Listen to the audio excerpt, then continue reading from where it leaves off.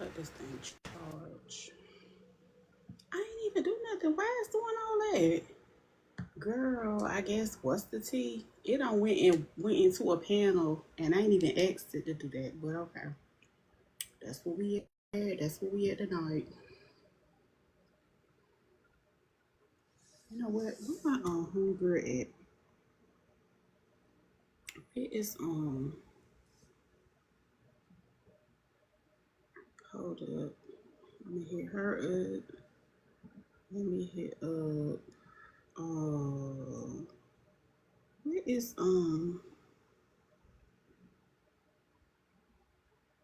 why I don't see her? Let's see. Look, trying to find. Wait a minute. Wait a minute. Oh, there she go. I'll put her up there. What is let me see. Who else?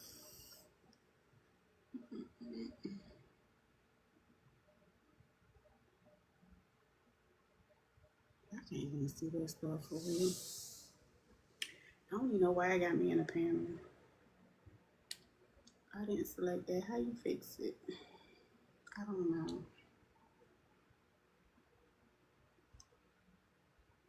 I got the wrong Bluetooth with that. I know that much.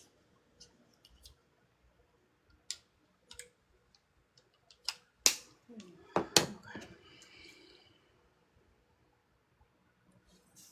Let's see. Oh, wait a minute.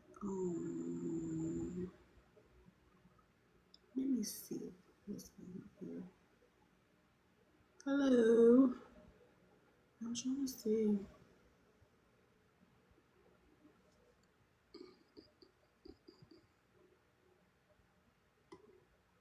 Mm-mm. I done spelled it wrong, child. There you go. Let me send it to her. She probably ain't up here though. I don't know, 'cause I don't really see her up here that often. Not at night.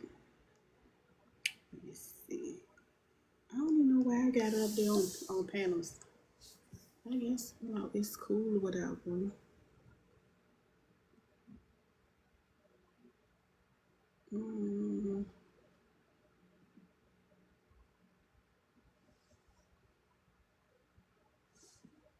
let's see.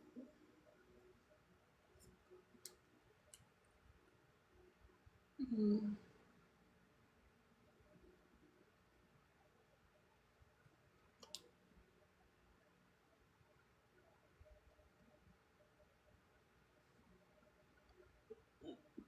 excuse me.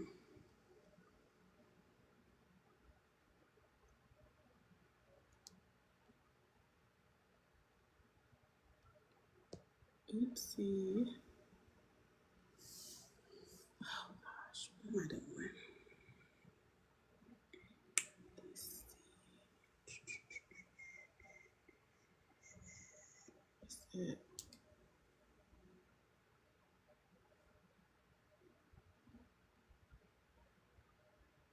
What's that? Oh, I ain't never seen that before.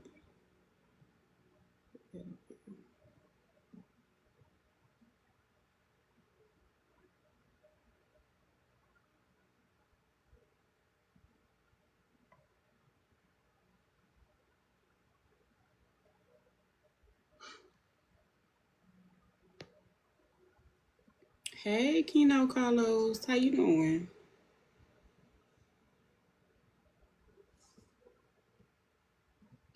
I'm trying to figure. I wanted to do me a background, but I can't find it. What's this? Oh no, that ain't what I was looking for. Oops, my bad. Anyway, I don't even know why it got me on a panel. I did try to invite a couple of people that I do know, but I don't see them.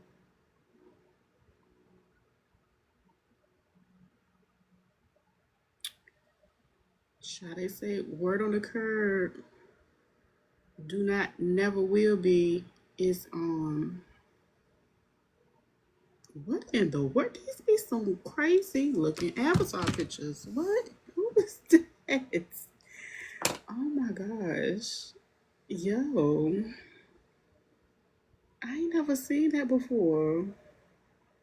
Who is that? Oh, hey, Miss T. How you doing? I'm trying to think. Are you the T that's in Norfolk?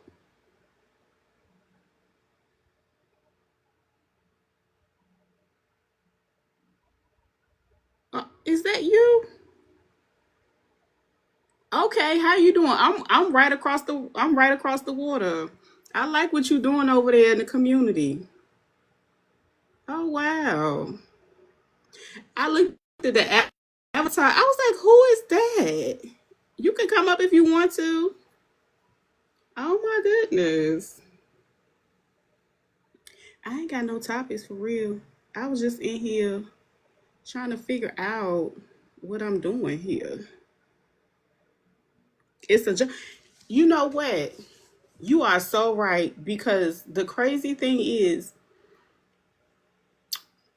I saw your video the other week and you were talking about the uptick in you know what, right? Oh shoot, I don't know what I hit. And next thing I know, it was just a whole lot of stuff going on over here because I'm in Hampton right now. But I'm from Newport News, right? And literally Wednesday night, it was a pum pum that happened and it took the life of a young lady. And she was only 27 years old. And the crazy thing is, she is related to my sister in law, it's her niece. And I was like, no. It was just so crazy. And the crazy thing is, I didn't even know. I found out like Friday because I hadn't been watching the news or anything. And I got a phone call from another family member and they was telling me about it. And then I got on TikTok. It was a guy that he showed a video. And the video showed the officers, I guess, responding and going in that direction. And I was like, oh, hell no. But yeah, I'm from the 757. I actually went to Norfolk State in undergrad. So I spent a lot of time in Norfolk. I think the only time I come over there right now is like when I go to find fabric. And that's not that often because ever since they started that endless tunnel work, I just gave up. I just stay over here. But yeah, I was just so shocked because I watched her grow up. You know, like a actual niece. It's just pitiful out here. It's just pitiful. I don't know what to say. I don't know what's wrong with these people. And I don't know. Maybe I just been disengaging for a long time. I used to go to like a lot of different things. You come okay, okay.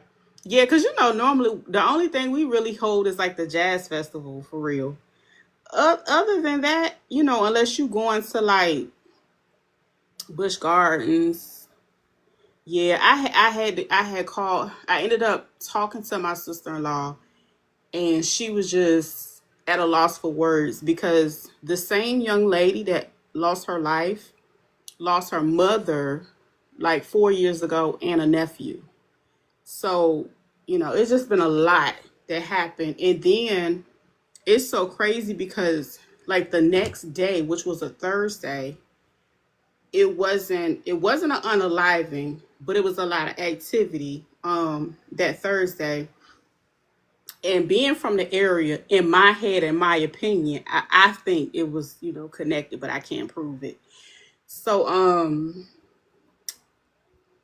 yeah, she just lost for words. She is really lost for words.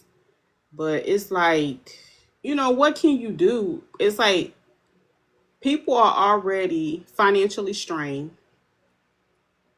Um, It's hot as, oh my God, it's so hot. It's just, it's a lot. Um, the crazy thing is I used to really, really enjoy community engagement, and then I backed off because I it was just like a lot of weird activity when it came to everybody that had a nonprofit. So I don't know if this is something that you experience over there, but this is something that I experience over here.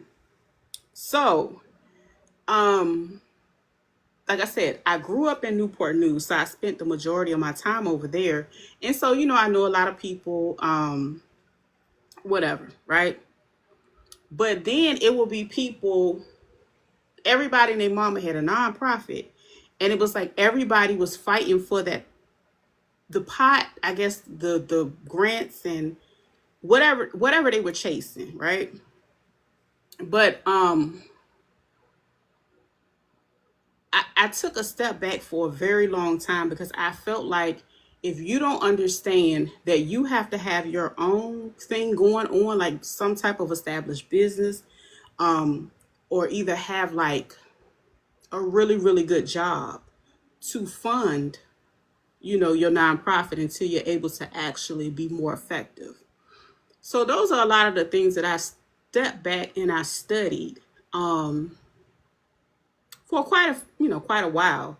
And so when I emerged myself back in, I think that was probably a couple years ago, and that was probably around the time when that might have been when John Ely was running. That wasn't even when he was running for city council. That was when he was running for the school board. I think I was out there back then and stuff like that. And it was just like a whole ish show. And I just wasn't interested. Not to say I lost passion for it. It was just so weird to me. It was just a whole weird experience. So I really didn't know what to say. But I like what you're doing, and I like how driven you are, and I like the passion that you have for your community and what you achieve. Like, you out there. Um, and I feel like sometimes we are placed just for that reason. The crazy thing is I just finished writing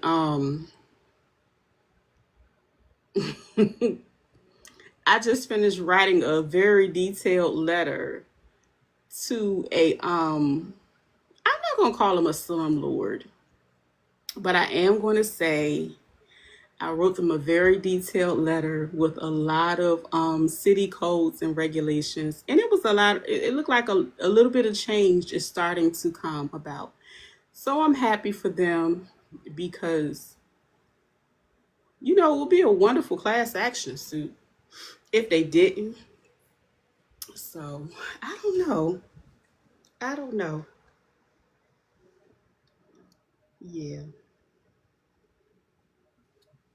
Who is that? Except, girl, that avatar. Who is this avatar in the avatar? How you doing, T? Hey, so Yeah. what I'm currently doing in Norfolk is pretty much fighting for a lot of African American rights at the time. Like, I am in the process of fighting for a housing campaign that I have been working for the past 2 to 3 years in Norfolk. But unfortunately, corruption of our leadership in Norfolk is high. It's like that in all the 757 cities. That's another reason why I kind of stepped back and I had to regroup myself. I am on the verge of becoming like blacklisted in my city because I speak out about the injustice so much. Here in Norfolk, they are actually in the process of criminalizing homelessness in my city. Homeless people are fined $100 if they are found sleeping outside. They have been facing forcible hospitalizations, whether they want to or not.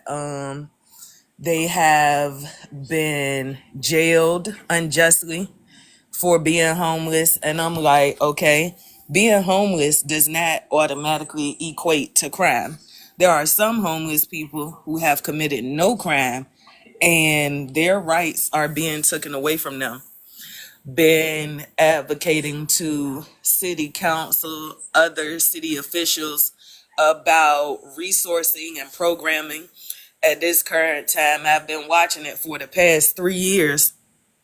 We have gotten the most money from the federal and state government that we've ever had since the existence of Norfolk. I'm talking about billions of dollars. Like over the past few years, we've gotten 1.2 billion, 1.7 billion, and we only have two homeless shelters here.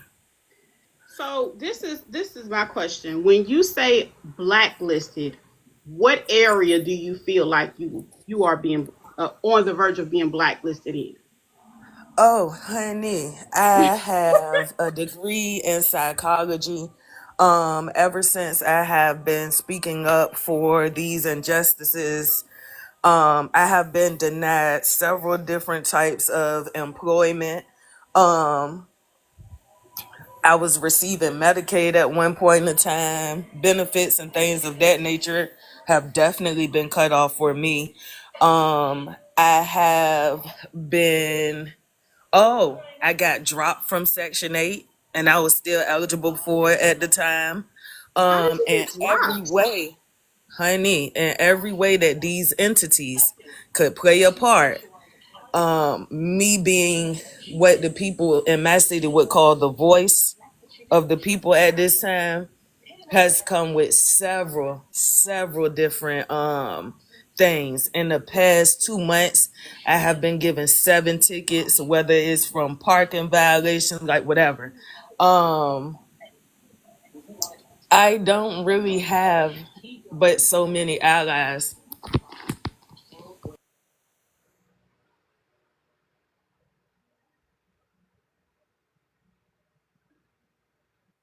It has been just several ongoing, to me, like little nuisance and nitpicking things that have been happening in my life since I kind of sort of became a modern day black activist.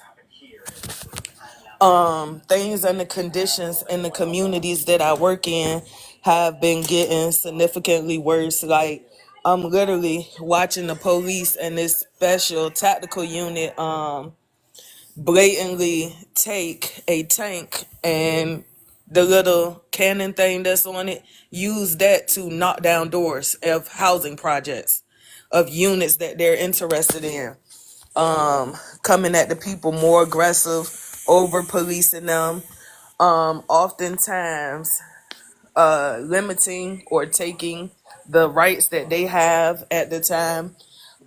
I'm watching every politician in every sector of the city prioritize profits over people. We're closing down 10 schools here, even though, according to statistics and SOL testing, we should be opening more schools and putting equivalent funding in them. Norfolk City Council is actually forcing the school board to cut 10 of our schools.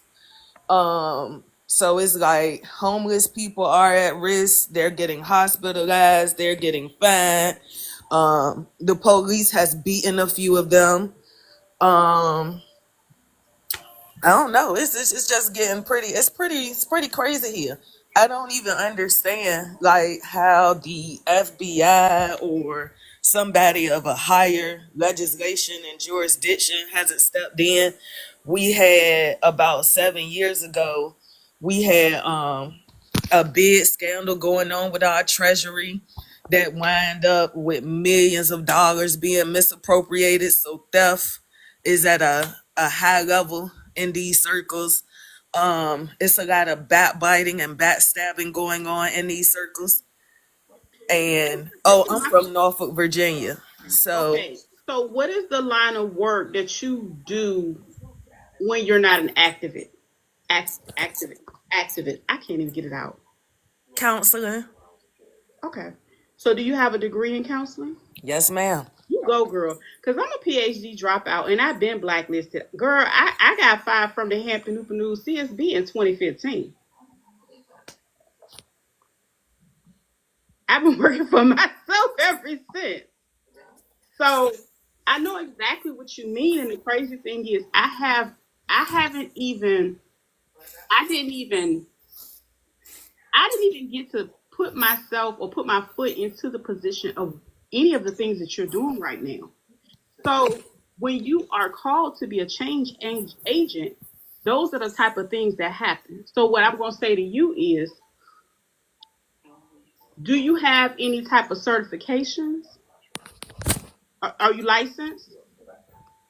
Actually, I have to do a little bit more so that I could get my license. I literally just applied for it. I definitely checked off all the boxes, but now this state is Mm-hmm. creating an opportunity for me to receive 80 hours more of internship first.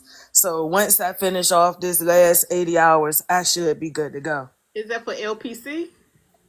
I actually am in that processing right now. And That's so, dope. due to recent laws and changes, like everything's changing. I was like, oh, it wasn't enough for me to go to school, receive the degree, graduate cum laude, top of my class, even while being a full time single mama.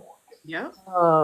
I definitely had to complete 120 hours of internship just so that I could be able to be degreed and get that conferred, all my ducks in a row. And now I have to do more free work.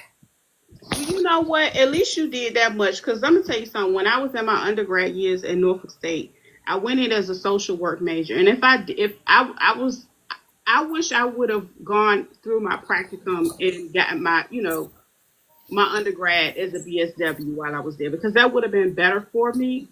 Then I went to Liberty to get a master's in human services with a concentration in counseling. So I did want to become, did want to get my LPC, but I did not finish the program. It was a lot going on in my life, and my GPA dropped. So I ended up going a few years later and starting a whole PhD program. And I went there. They have with Sue Walden. They have a PhD in human services, and I got to pick my concentration. My concentration ended up being nonprofit administration.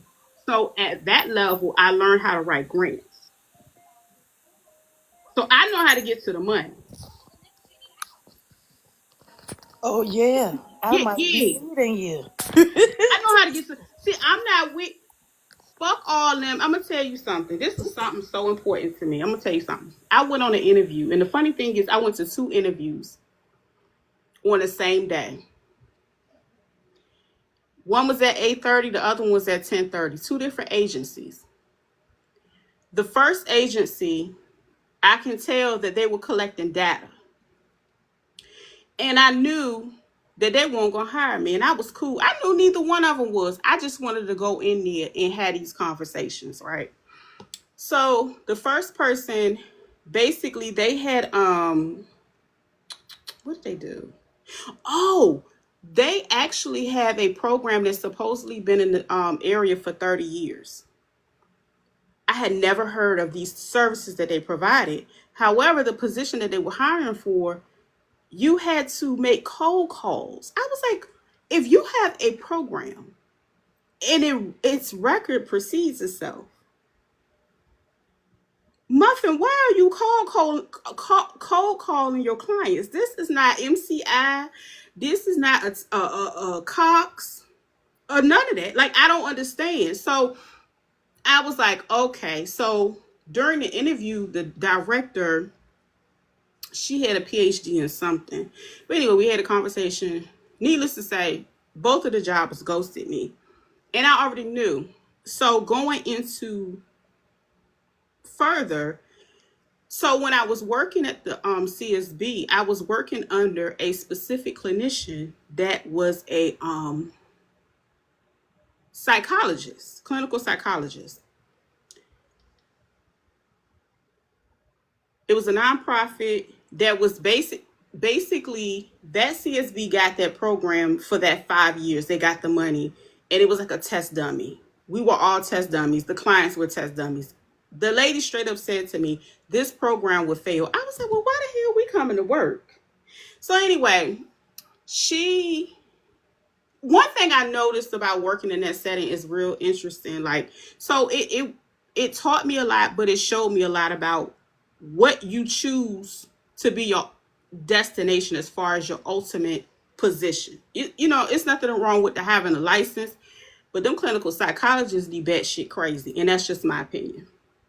So this specific lady, she came to me and she was just talking to me crazy, and I was just like, I ain't gonna lie, I was already kind of fed up with the job. So I checked her ass where she was at. After that, I became a problem, and I was cool with being a problem. So a couple years later, she ended up being on the board that hands out the certifications. She just completed her second term this year. She is one of the people that was up there making sure it was harder to get any of that stuff. That's why I said all that. So I know it to be true. You're right. You ain't lying.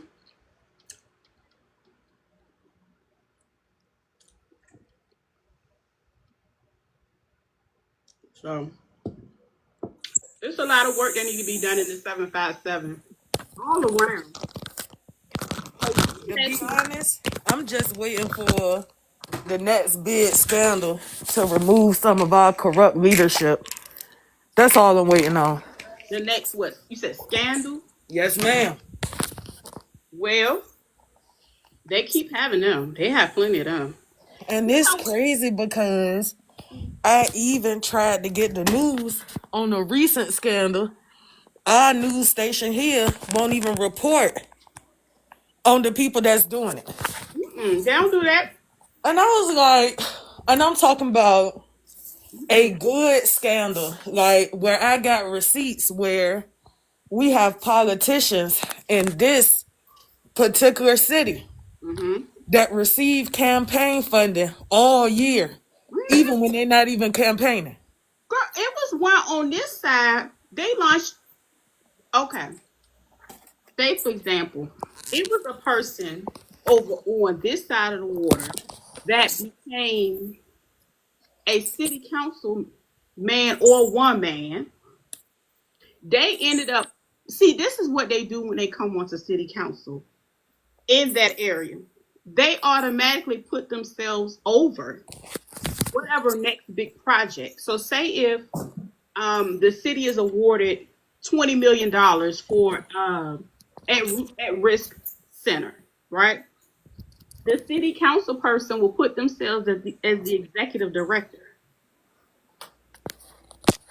on a nonprofit. They put themselves on a nonprofit, so that's going on currently. But the past person that did it, they were actually under a full investigation as it relates to them funds, and they investigated it and they closed it. But you know what? They are related to certain people in different places. That's how I go around here. It ain't what you know, it's who you know. Now, I have my uncle, God rest his soul, he passed away about a couple weeks ago, and he was really, really close with a well-known congressman over here. And my uncle, he was a school board member, he was an educator or whatever for many, many years. So he moved around in those circles, but I never desired to be in those circles. And I've literally gone to places and met, retired teachers and stuff like that. And I told them, I was like, oh, I have a sewing program I want to do. They was around there ready to give me a whole building. But I knew it was gonna come with conditions. You see what I'm saying? Uh-huh. I ain't slow. But yeah, they got a lot going on. But see, this is the thing. it's not about what you see around you. Sometimes you have to learn how to just move the way you need to move for what you need to move for. And Okay. some things aren't worth fighting about. And I'm not saying shut your mouth. I'm not saying it. What I'm saying to you is if your goal is to go over here and get this license, make sure you get that first before you raise hell. Because as long as you ain't breaking no laws or any type of whatever going on with that certification you got, you good to go. You can all like that's why I said like, and I wish I would have finished my LPC because I could have done my own billing. You see what I'm saying? And so when that clinical psychologist cut up the way she did, that was her ego because I remember her saying the only reason she went into this profession was because she was a mathematics major and she went into accounting or whatever she went into and she realized it was a predominantly male field. That's who ran it. And I was like, so that's why you over here? You don't even like your job. But you like the power you had. So it was more of a power. And she wanted to show me. And that's fine. Because at the end of the day, everybody had, every dog has his day. And that's kind of how I look at it. I've seen a lot of corruption. I've That's seen a a lot. fact. That's a fact. Every dog do have his day. Mhm. But the thing is, we don't get to pick and choose. Like, we really don't get to pick and choose. We get to observe, but we don't get to choose it. So that's one of the things I had to make peace with when it came to how they did, how they handle things or whatever. And not only that, I had to remember what I prayed for. See, sometimes you will sit there and say, I'm tired of uh whatever. Like I'm Lord, I pray to get away from this job. I ain't pray for them to find me, but it happened. It was uncomfortable, but it showed me never to put myself in the position to where I'm disappointed like that. And I knew I was already ahead of my time. Um, the lady that hired me, the funny thing is she's actually uh, um she's like a supervisor at like social services in Chesapeake now. Anyway, I that was back when I first had my first set of locks and it were very long. I remember her saying to me, how long are you going to keep your hair like that? Come again? I said I'm gonna keep it like this long as I'm just gonna keep it like this. You know what I'm saying? I felt like what she was saying, but what she was not saying. Like, she felt like because she hired me, she did her big one. And I was just like, girl, this is just a job. It's not my purpose. So you are in your purpose. You just got to pivot and put yourself in a stronger position in your purpose. Like you should be somewhere applying. You should have your business set up and you should be applying for state and federal fund. Fuck I local. wanted to keep it 100 with you because Mhm. something like that. Um, I didn't get a job, girl, for having ethnic hair. You said what? And yes, that was the reason stated for why You I did went not get out. a job for having hair. Where? Uh-huh. They do well, Hold on. but that was years ago. That was year So, they hired me in what I'm talking 2014. about happened last year. What? But Yes. see, So, believe it or not, in 2024, I got denied a job for having ethnic hair. So, let me get did they put into that in what was writing? going on. Girl, no, they did not put that in writing. The lady gonna call me. She was like, we liked everything about you. And I was like, oh, okay. She was like, but we went with another candidate. And I was like, but why is that? She was like, you had ethnic hair. I say, excuse me, ma'am, but what color am I? She was like, you're African American. I was like, so I'm ethnic. I was ethnic when I walked in here Girl, I wish you would have with been that able to natural record that, hair. cause honey, I would have took that shit to the EEOC and I would have sued them. And I was like, what? Real, like, I wish I could make this up. Like, I really got passed up on And you, a pretty decent opportunity because at the time, like, it looked like your hair locked. mm-hmm. So I was in the beginning stages, like you know how like when you in that ugly lock stage, like when they kind of short, da da da. So, but they was freshly twisted, like I don't know, But see, the but yeah, crazy thing but is, that did it for me. since the first time I had a set, actually the crazy thing is back then they could discriminate. They could, but now they don't. They can't.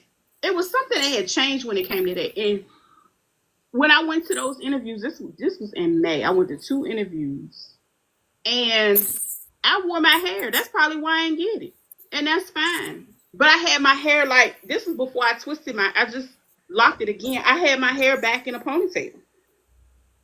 My hair was up. You know what I'm saying? Hmm. My hair was back. It wasn't. You know what I'm saying? It wasn't. It wasn't locked or anything. But I really feel like a lot of those jobs don't exist. A lot of the ads and the positions and things of that nature, they're gathering information. That's just like when you go and write your resume in the Stellar, right? Because you know a lot of us we don't learn how to, you know what I'm saying, hook it up. Shout out to the homie chat. You know what I'm saying? So that's how you get in the door, right? They using that to write their next positions. 2 to 3 weeks later, I seen a whole new position, and I'm gonna call the program. One of them was healthy families. They had a whole new position that they wrote based on the information and from the interview because they knew they needed somebody. They liked my resume. They liked the diversity of it. However, they can't afford me.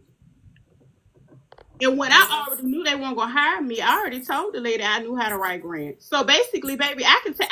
Matter of fact, I wrote a program similar to the one that they're running that nobody knows about. So just imagine somebody black like me putting it on paper. I already got one written. That's what I wrote for my class. It's written. The budget, everything is written. Girl, she don't want me in her job.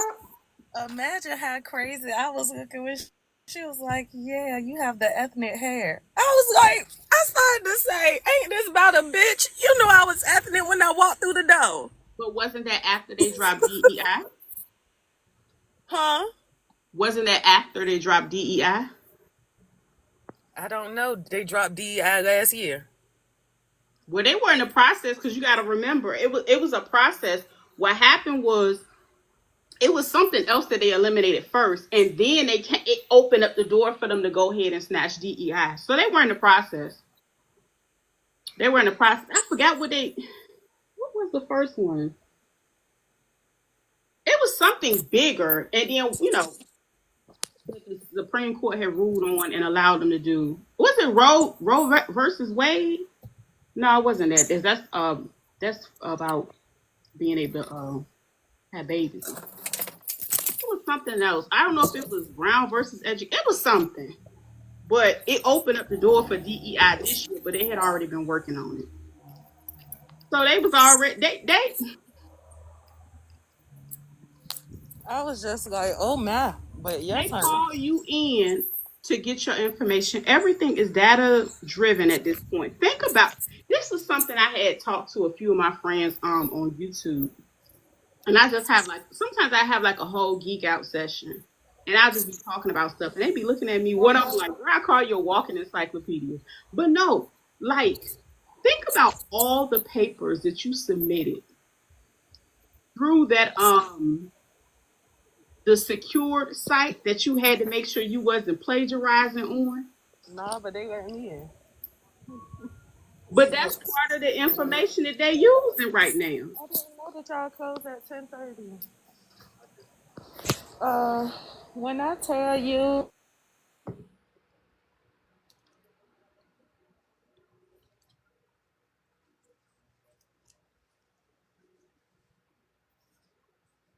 for dumb shit, I was like, these people knew I was black when I walked through the door. Exactly. Like, come They on. knew when they seen probably your name. That's what I'm But saying. it's So I'm a like, game what now. was It's a all that whole crap game. about? It's a whole they you gotta remember last year they also went in and reduced the requirements on education when getting federal jobs. So a lot of positions where people needed a bachelor's degree to work in, they don't need that anymore. They rather you have at least a high school diploma and X amount of years in that field. Because at first it was making it seem like nobody was applying. But I think what happened was the sisters are a threat. I don't know. All I could say is I went for the job. I was more than like qualified. And then That's they the hit me problem. with that ethnic hair shit. I was like, bitch, you know You I were was ethnic overqualified before you walked in the door. You got to understand most when of I these applied. interviews now are just trying to engage with you and get more information. It was just a crazy situation. I was like, what? It was like out of all the reasons you could be denied a job. Like, not, oh, I didn't meet your qualifications. I'm probably overqualified for this shit.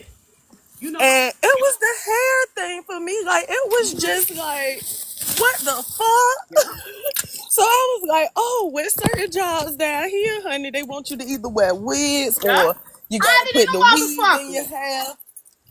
I'm like, but why do I have to do all of that? Girl, Like, real y'all discriminating against me for being black. I'm 43. I'll be 44 in September. I ain't wearing no motherfucking wig on nobody's job. I told them I was black from the beginning. Like, you know how like they asked you about your race and all that? I told them I was black. I'm like, I didn't trick you. You got You to knew start that from telling up people you front. Indian, girl. I'm like, shit, you knew I was black from I'm the for jump. real. I Start told you. change it on your ID first. And then when you fill out your documentation, girl, you Indian. You native. Okay, how do I do that? Cause that's crazy. I heard it was But easier to do it with your ID first. Like when okay. you do your paperwork. Because they not gonna ask for no proof. You know, when you renew it. Hmm. I'm about to when it's time to renew mine. But either way, realistically, I'm not looking to work nobody's job. I don't want to work nobody job either. I am the job. So I want to get all my ducks in a row so that I can operate in my field the way that I want to and be able to make my own schedule and be able to do what I got to do. Believe it or not, I don't feel like we get anything from working jobs except for headaches. you know the same money. You know how like when you work and you pay into your 401k, you can put up to 40,000 as your own business entity a year. Like, believe it or not, I want to help black people. That's the only reason why I entered into this field. Like, I'm in the process of trying to get a whole nother degree so I could take my skill set to the top. But the crazy thing is, a lot of people who learn the psychology, their hearts become so wicked. You feel what I'm Hmm. saying? So they utilize that knowledge that they can actually take to help people break generational curses of, trauma, pain, poverty, Yep. different type of conditions. They utilize that Yep. You to right. destroy and bring people down. They do. So I can believe that you was working for a clinical psychiatrist and she was tripping. And she A was lot of black. times, This the those crazy be the thing. ones, ma'am. That I one don't was know if you know, that but one was black. slavery started here in VA. Oh, I know that. This But what I'm saying is prior to her, because see, the program was so crappy, they had probably three went out. They had I was only there for 2 years. They had three clinical psychologists come and go. And well, she was still there when I left. So three.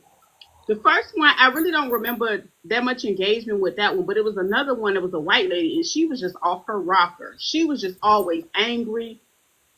I had just started, so I kind of gave her a little grace because that was my first time engaging with, them like that, and I didn't know that they was that fucking crazy. So, I So gave this her a is little, what I learned about therapy, and this real talk. yeah, This some real talk stuff. You can believe in the power of therapy and psychologists, but in order for you to maintain your sanity, you need two things: a relationship with something other than oneself. yeah, So you have to have a higher power, a level of morality, yeah, character, values, accountability. So I don't know about nobody else, but I directly believe in God. I yeah, believe that you can have God and a therapist or a counselor. I believe it's possible to do both. God will heal you from certain things. Counselors and therapists help you clean up the residue and yeah, nurse your wounds. That's right. what I believe. And you're right. A lot of those people aren't spiritually aligned. You're right. And when you not Yeah, listening to people, trust me, because I did it when I did that 120 hours.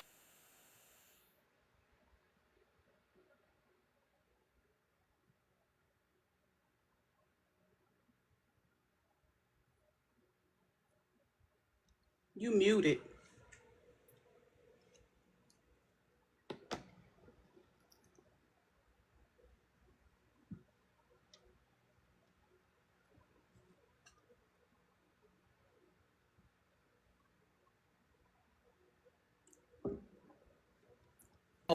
My bad, girlie. My mama called and beat me, and I'ma always answer for Mom Dukes. Okay. So what I realized is a lot of times, even though therapists won't say it, Hmm. some of them people that you see come in with demonic spirits.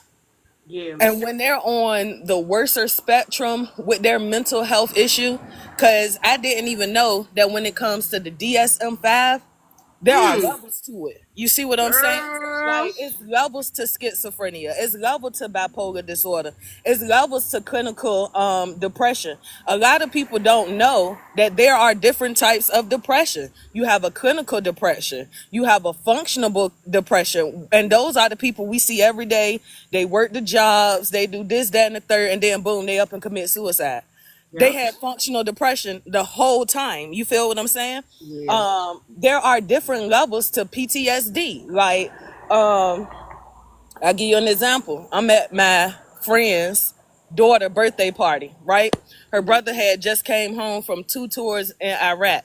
The kids got to popping the balloons. Bro flipped the table over, pulled out the blicky. He went Yeah. in a full war mode. You understand me? That's Like, right. we had to calm him down, get all the kids out the house. Like, I'm trying to tell you, like, Mm-hmm. you have to believe in something other than yourself first. Yeah. And number two, this is the main rule in therapy of any type. Every therapist has a therapist. So Yep. believe it or not, even Yep. though their profession is to talk to people every day, the Yep. therapist should once a week talk to their therapist And to that's where I release went wrong. all. I needed one at that time. I You did. gotta I ain't gonna release. lie. Look, you gotta release I all of needed that one at junk that that you time put in. because the thing was, when it came to that lady, she barely showed up. When she showed up, she didn't have to do we because I work with severely mentally ill people. A lot of them people were violent. It was a lot that went on. So, and it was a new program to where we were the only ones that had that program in this region, and it was bad. It was really bad. It was so bad that the director used to pull me to the side and ask me what needs to happen to make our job easier. And I would tell her, I was like, okay, we need to hire more men. This is that. Like I would literally tell her what we needed to do for our program, and she know if anybody else, I was gonna be honest. The other chicks were scared. I told her, I can't tell you how much free therapy I provide a week doing my community organizing. So I'm organizing community events like, okay, I'm about to give you an example. Right about now in this city, they are about to tear down two major housing projects at the same time. So it's 1,100 people in total, right? But our local housing authority only has a build back plan of 500 units. Oh, they gonna get them the vouchers. They want them to leave. But what I'm saying is they literally will only create 500 more units of housing, even though you're taking away 1,100. So they was presenting the plan as if we're cutting back generational poverty and generational cycles of people being in poverty. And I'm like, so the way that you combat poverty is by creating programs and having resources available. So it's a reason why the people have been impoverished. And if they have been there longer than 5 years, that is also a reason. You feel what I'm saying? Like, people aren't in poverty for no reason. A lot of people are in poverty simply because they either have low education or no education. So they are living the best of lives at their level.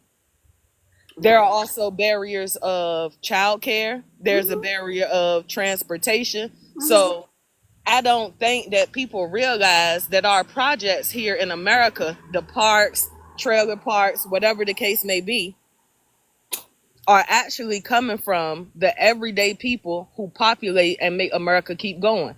This is the lady working at McDonald's. This is the man who works at the laundromat. This is, you feel what I'm saying?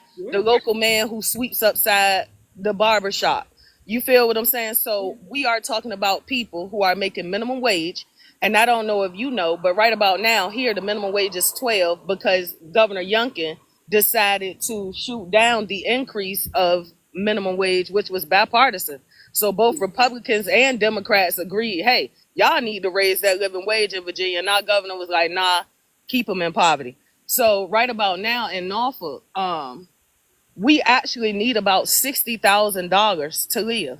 Everybody in those neighborhoods that I just named make $40,000 and beneath.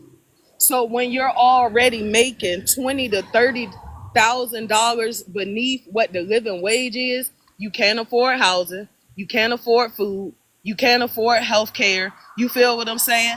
You may be working a job, but McDonald's is not going to insure you. You feel what I'm saying? Like, they're not going to provide you with health care. You don't get benefits. You feel what I'm saying? So I'm like, okay. It's not that they're not working. They're working the grunt jobs.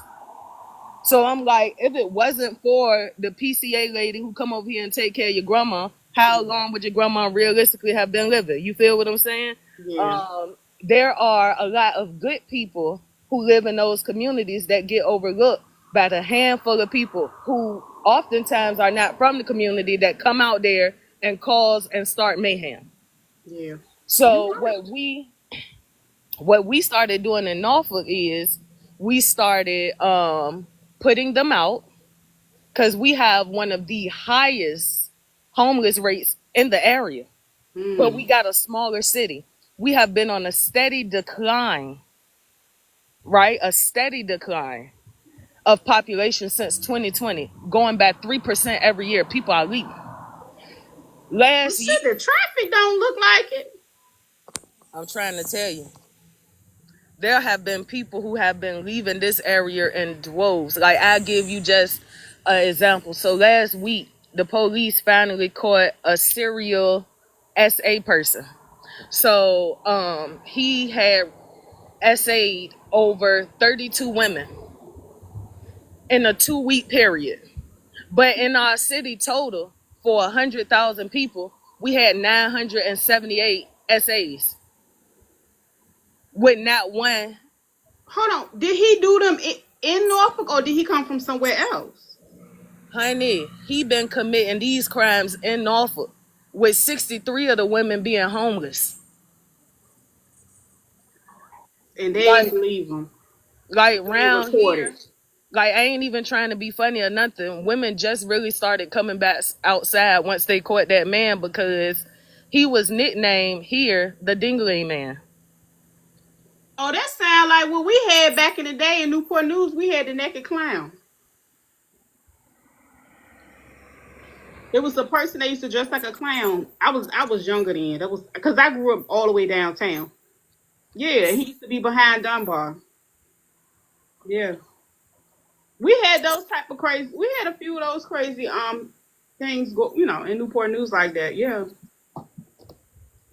And so we just have been trying to survive literally the best way that we can. How the hell I didn't know that? I'm right here, and I ain't hear nothing about. I guess because I just be so secluded, child. I don't know. I gotta stop. I gotta come out of that. I do. I gotta come out of it. But it's not even just you, because one thing I realized with our news people, I Mm-hmm. don't care what channel it is, 10, 3, 13, they pick and choose what stories they're going to air. Yeah.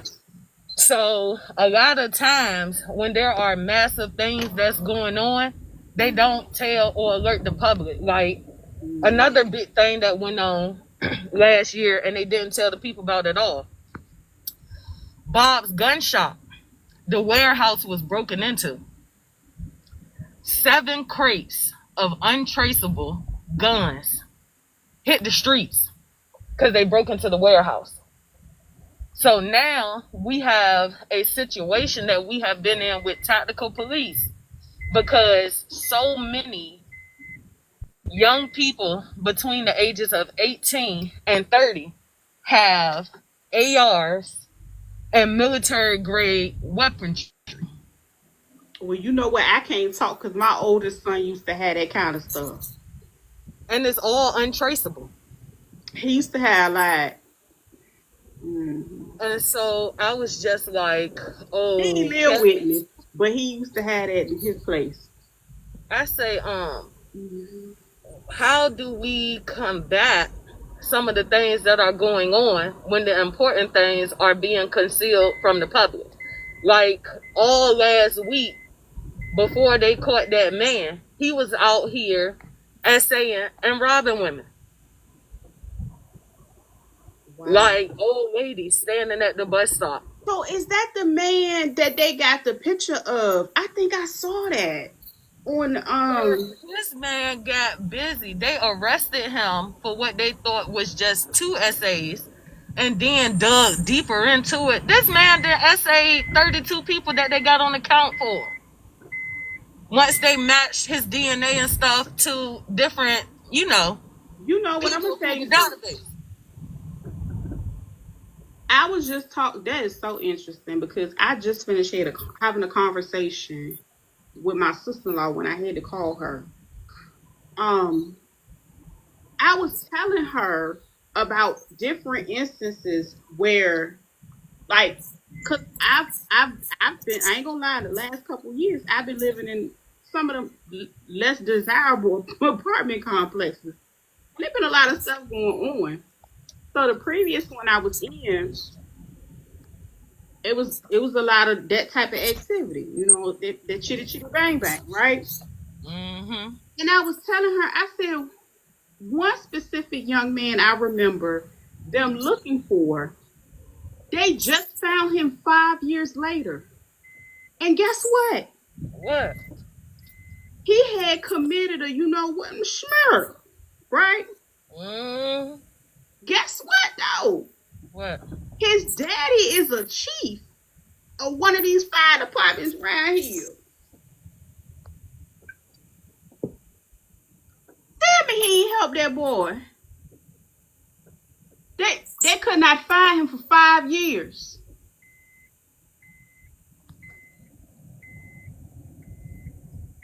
All I could tell you is that this is the worst that I have seen conditions. Um, I am, I don't want to say I'm afraid for the city, but I don't have high confidence in those who are running things. I just don't. This is another thing. This is the reason why I said to you that focusing all of the skill sets that you have and what you bring, and seeing what they have. I don't even like when I was looking because I have some stuff I got to restructure because I'm about to open everything back up in the next couple months. Um, they got a site for the state stuff, Mm-hmm. so you can get you can apply for those contracts, and then they have government stuff. So I'm saying that because what's going to happen, and it's nothing that we're like.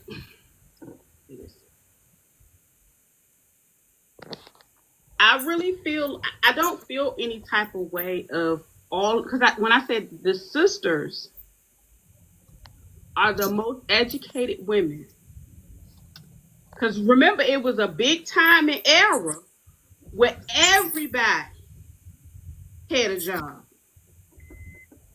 and those were the places we were looking to because when we were studying, that's what we thought we was going right. Mm-hmm. This is the thing: the overqualified will be the ones that are used in the small business administration growth. So I'm not a fan of the T man or any of the things. I don't really get into that. But what I can say is when the last time that we actually had a thriving economy, in my opinion, was when everybody had small businesses. And they had very different skill sets that they offered. So with that being said, you know your area, I know my area, right? Mm-hmm. And it's like, okay, well, boom, let me see what, like that, right? So I was saying that because remember when they moved the student loans under the SBA? Mm-hmm. I was like, that don't make sense. I was like, we not businesses. The thing is this.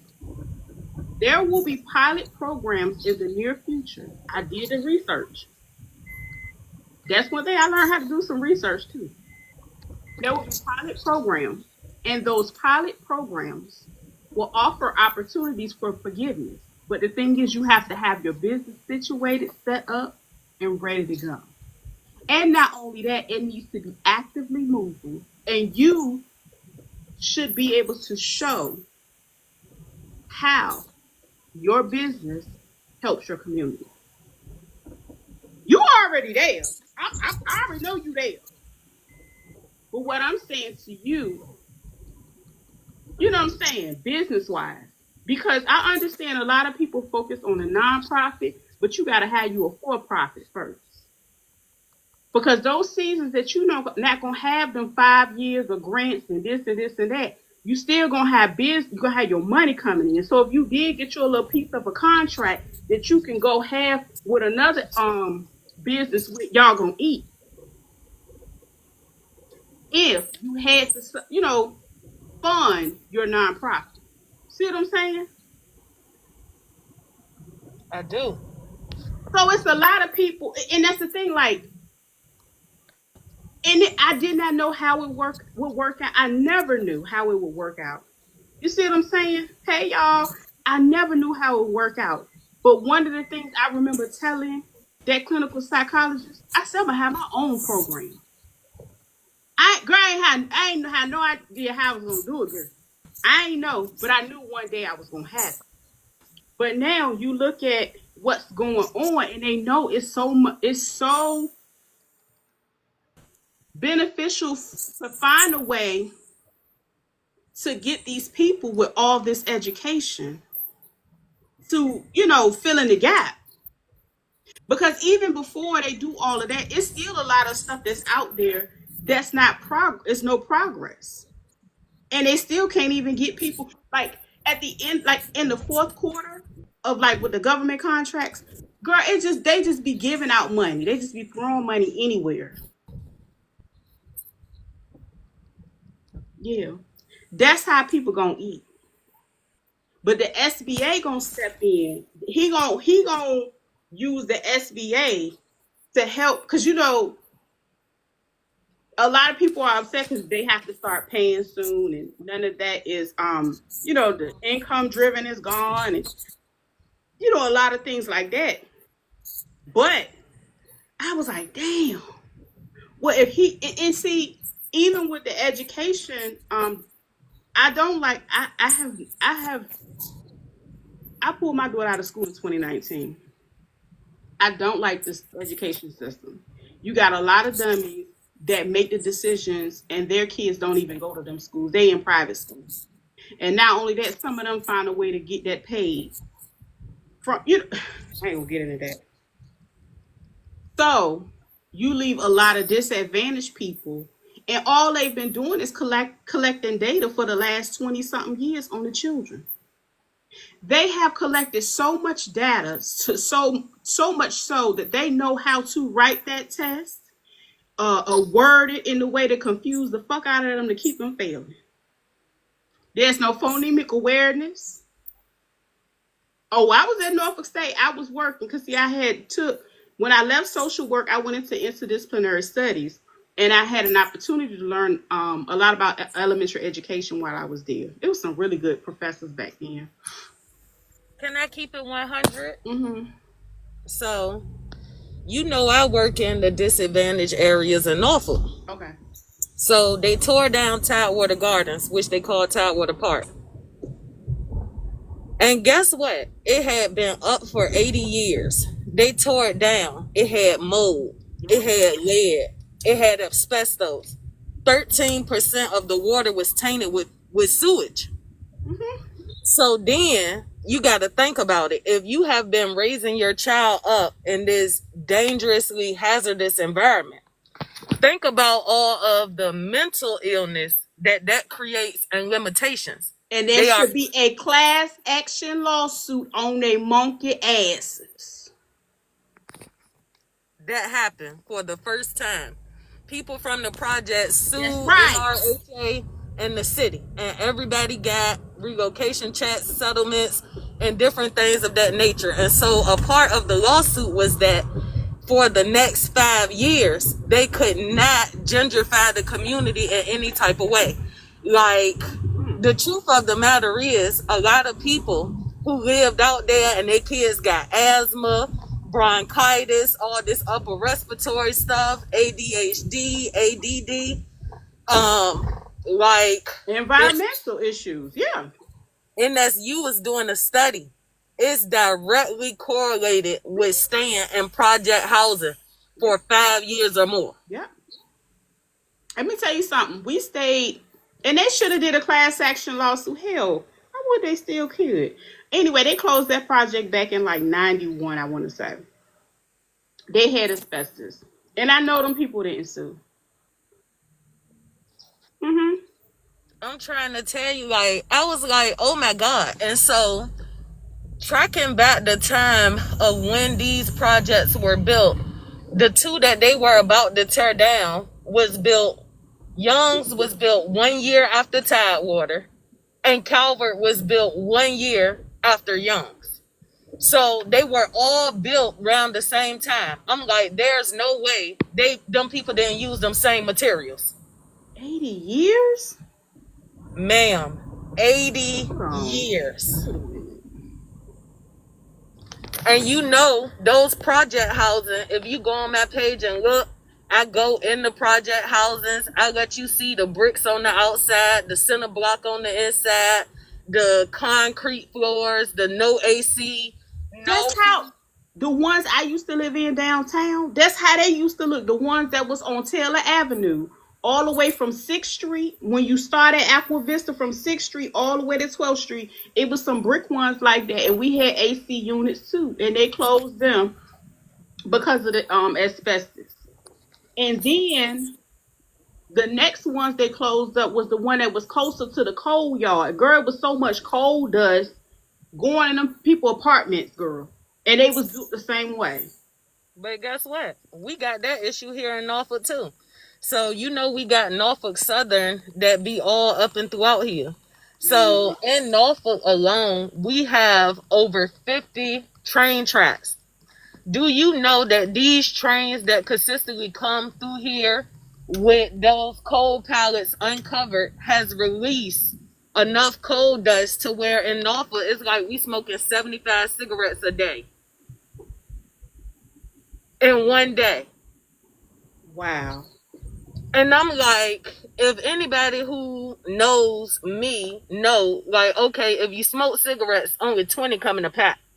But breathing 12 hours of this air, being outside in Norfolk, is equivalent to you smoking 75 cigarettes a day.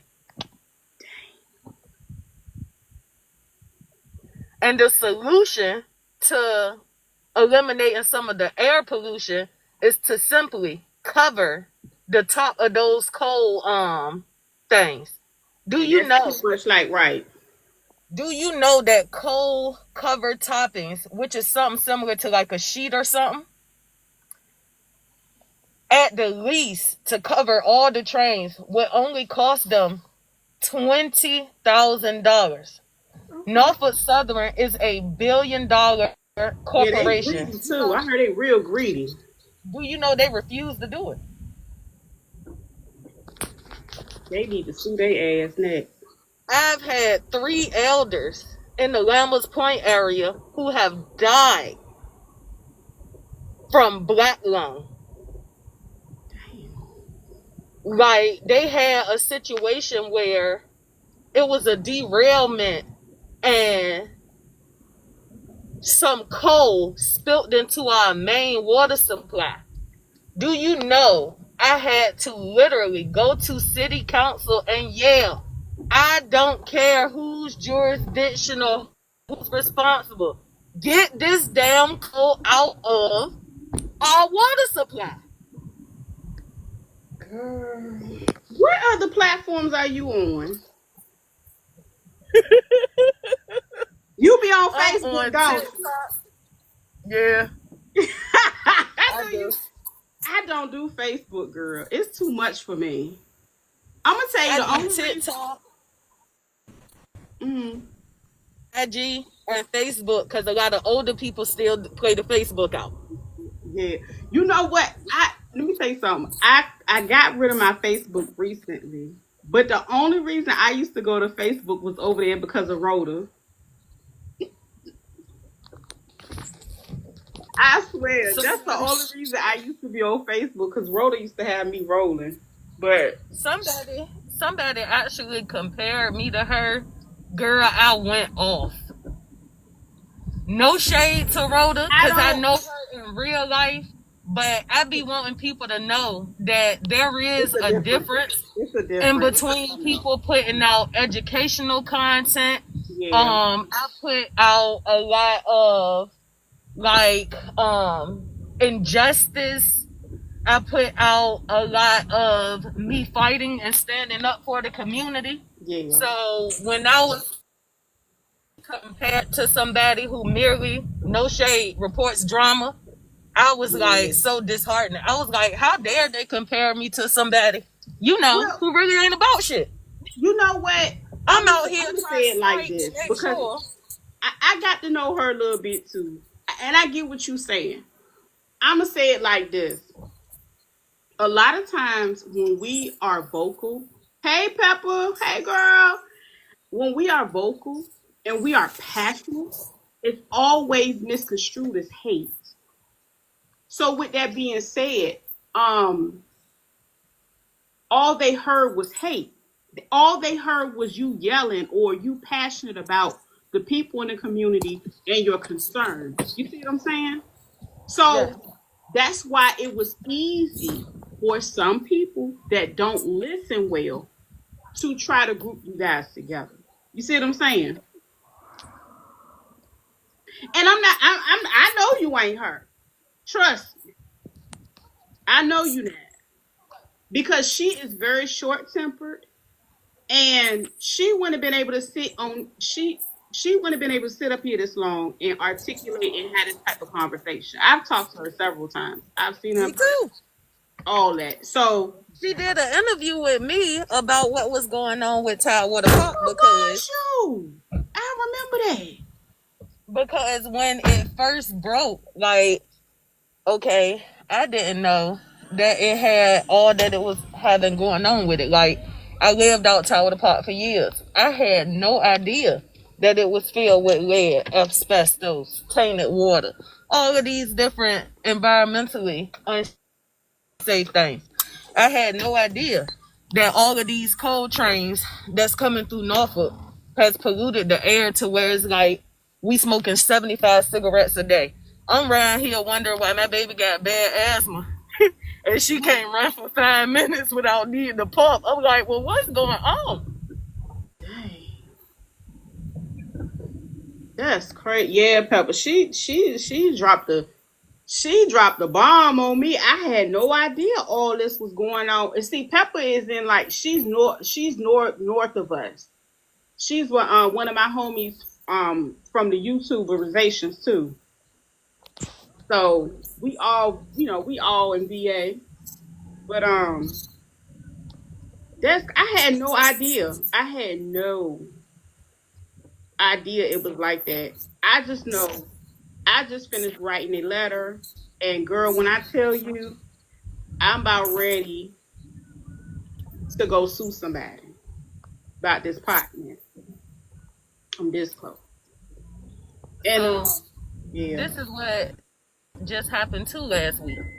So I just found out that even though our local housing authority provides us with the most affordable housing, they are also our top evictor in this city. Hmm. So you'll give me somewhere to stay, but you'll kick me out just as fast. Yeah.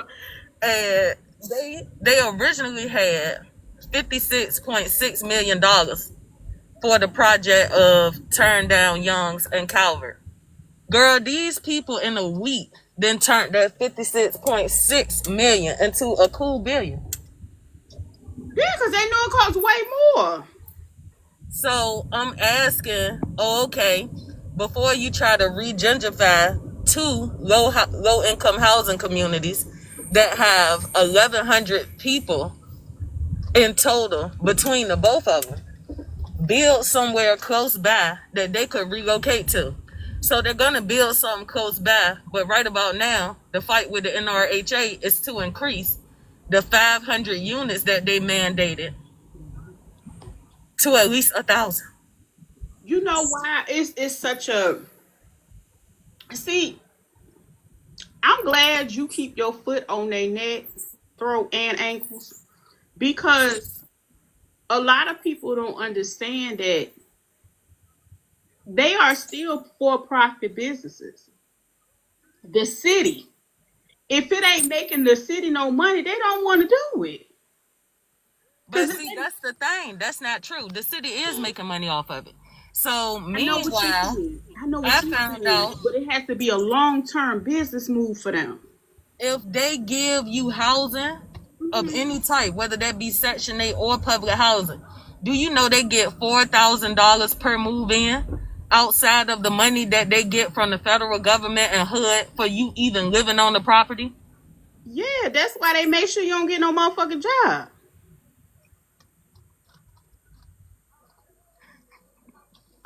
I'm like, what in the world? It's like so crazy. So And that's why it's called Section 8.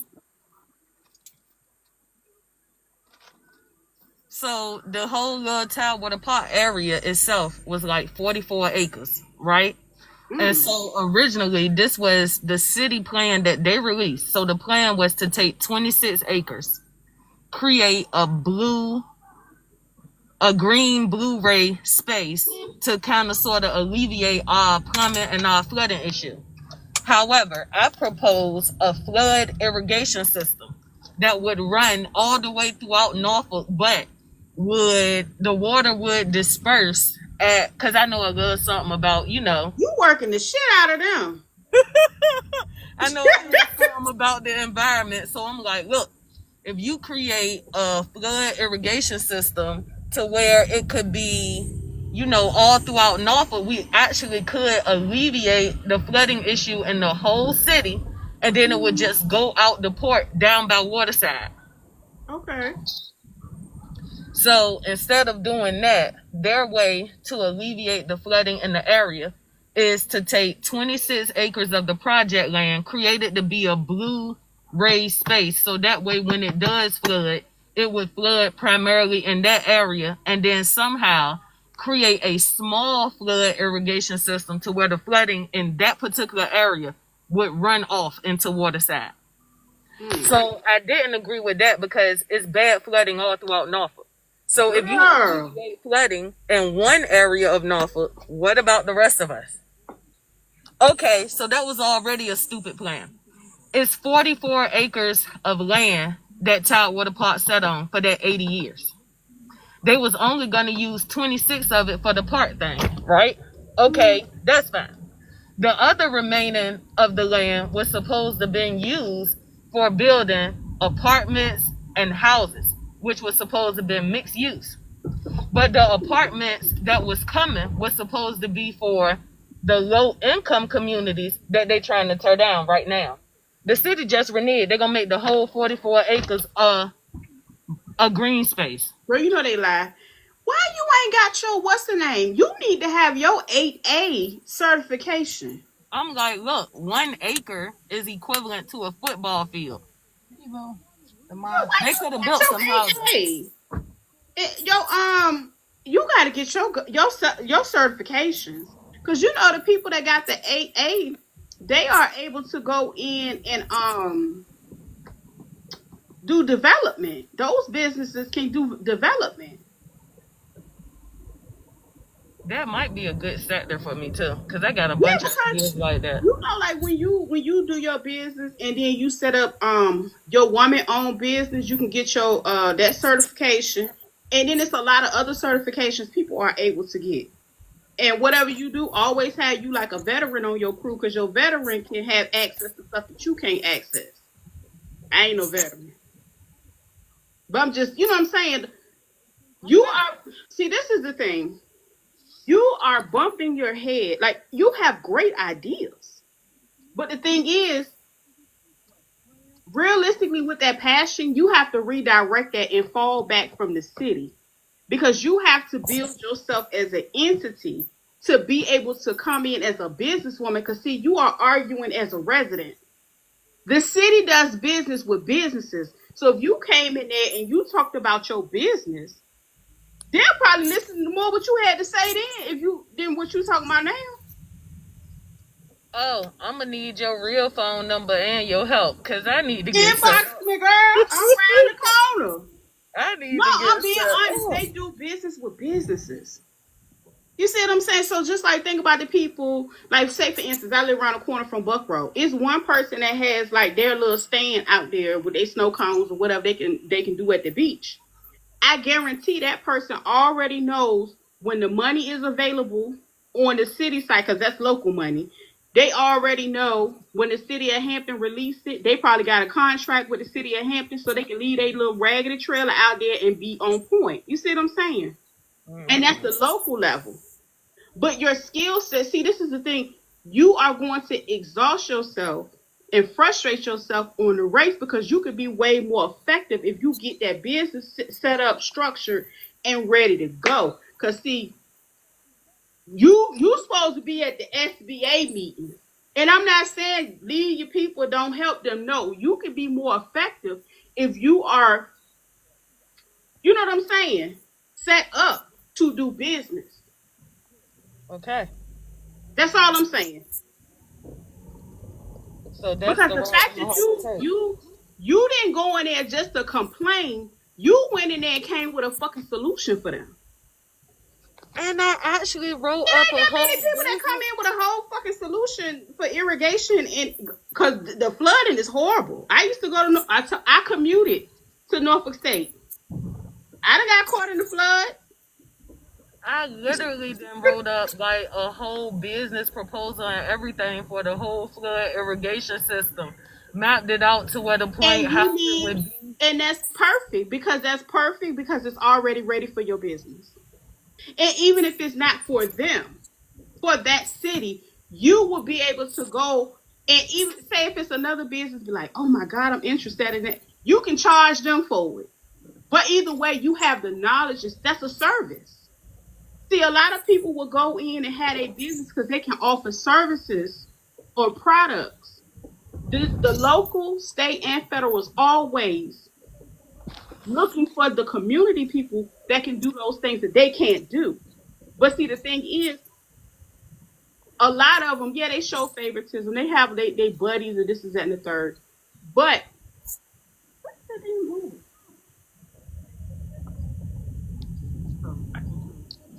but anyway, yeah, you gotta set it up as a business. See, you getting frustrated. That's just like and I hate to use Rhoda as an example because that's we talking about two different things. And she talk about journalism, right? Mm-hmm. I'm like, sis, you can have your business set up, but you see, you gotta be receptive and be like, oh, okay, well, you know what? Let me take it to the next level because then they're gonna take me serious because I have everything set up. You see what I'm saying? And she went and got her Mm-hmm. business and stuff like that. But the thing is, you can have a business, but if you ain't got no plan, no direction, like she can offer her platform that that's a service. When she got her package deals, that's just like if you open your business, you can be a consultant. And you can choose whatever the hell you want to consult about because you have a vast knowledge set. So basically when a person comes to you, they're sitting and trying to strategize. And that's a consultation. And see, that's why I was so pissed off going and wasting my time at them interviews. And I said I wasn't going no more because they was getting free consultations from me. That's what they do, girl. Hmm. Yeah, how you mad than a motherfucker after you done put your nice shit on and set up and then they play it in your face for a whole fucking hour or 30 minutes or whatever. It was the me getting denied 2024 for a job in my field for having ethnic hair. Because you weren't supposed to settle. I was like, they knew I was black before I came into the interview. I couldn't black on the But application. but the thing is, we gotta shift our mindset. We gotta shift our mindset. How you the mother of civilization, but you gonna sit there and accept a salary instead of creating a salary for yourself and design your life the way you're supposed to be able to enjoy certain parts of your life, the fruits of your labor before you too. We millennials weren't designed to work no fucking 40 hours. I mean 40 years. Hell, 40 hours even. We were designed to have passive income, like you name it, we supposed to have it. But the thing is just structuring it and like all the passion, and you can have like this knowledge set, but you got to figure out what to do with it. You know what I'm saying? Yeah. So she done went down there and gave them a plan and proposed. I know they hate to see you coming. It sound like you know more than the motherfucker sitting up that man with that toupee. I know who the Yes. man is, girl. Kenny. Stop. You know it's a toupee too. Girl, that thing sitting up there like I said, now I know this is a motherfucker. But see, he ain't even get it shaped up or nothing. It's just sticking out. Like he don't go, you know what I'm saying, get a little shape up. Girl got that little piece of wavy hair sitting up like this. Bless his heart. But you know what? And you know, it's all. And I always had an uneasy feeling about him. I always have an uneasy feeling when people come in and they have funeral homes. Yes. They get paid For death. more than one way. They get a little stipend from the city and they get paid for the funeral. And he the mayor? That's an And, evil spirit to have over your city, in my opinion. and But I so digress. I don't want no smoke with that man. how about 3 years ago, all of the top funeral home people was on city council. You had the mayor, Kenny Alexander, who runs Metropolitan. You had Paul Riddick, who runs Paul Riddick Funeral Services. And you had Angela Graves, who is definitely the wife and co-owner of Graves Funeral Home. I said, so you mean to tell me we can't get nobody on this city council? Yeah, Pepper, they trifling over there, girl. I don't be going. I can go to the fabric store and come back home, girl. I don't want to go to no game. And I grew up with Vic. I don't want no parts in it. Understand me, okay? I don't want. I don't go to no homecomings. I ain't gonna start and none of that. And I'm being honest. You see Because how all all I things want to are. know, I want to know what happened to that young man on that campus. On NSU campus. Yeah. The one who died. They said somebody was in the trunk. The one who died. Yeah. Oh, yeah, passed away. I don't care about who the football coach. Like, don't get me wrong. I'm glad. Let me back up. I'm happy that he got an opportunity after everything that went on. Don't get me wrong. I'm far from a hater. Like I'm like for real because that was something hard to come back because anything dealing with an animal, girl. All I could tell you is that in the month of July alone, we have had 8 unalivings. Mm. And they were about football practice in the next football season, selling tickets. When I tell you they just found a lady unalived, like a vicious stabbing, and I'm talking about 37 times, like from the top of your head to. That sure ain't that man they got up in there that did it.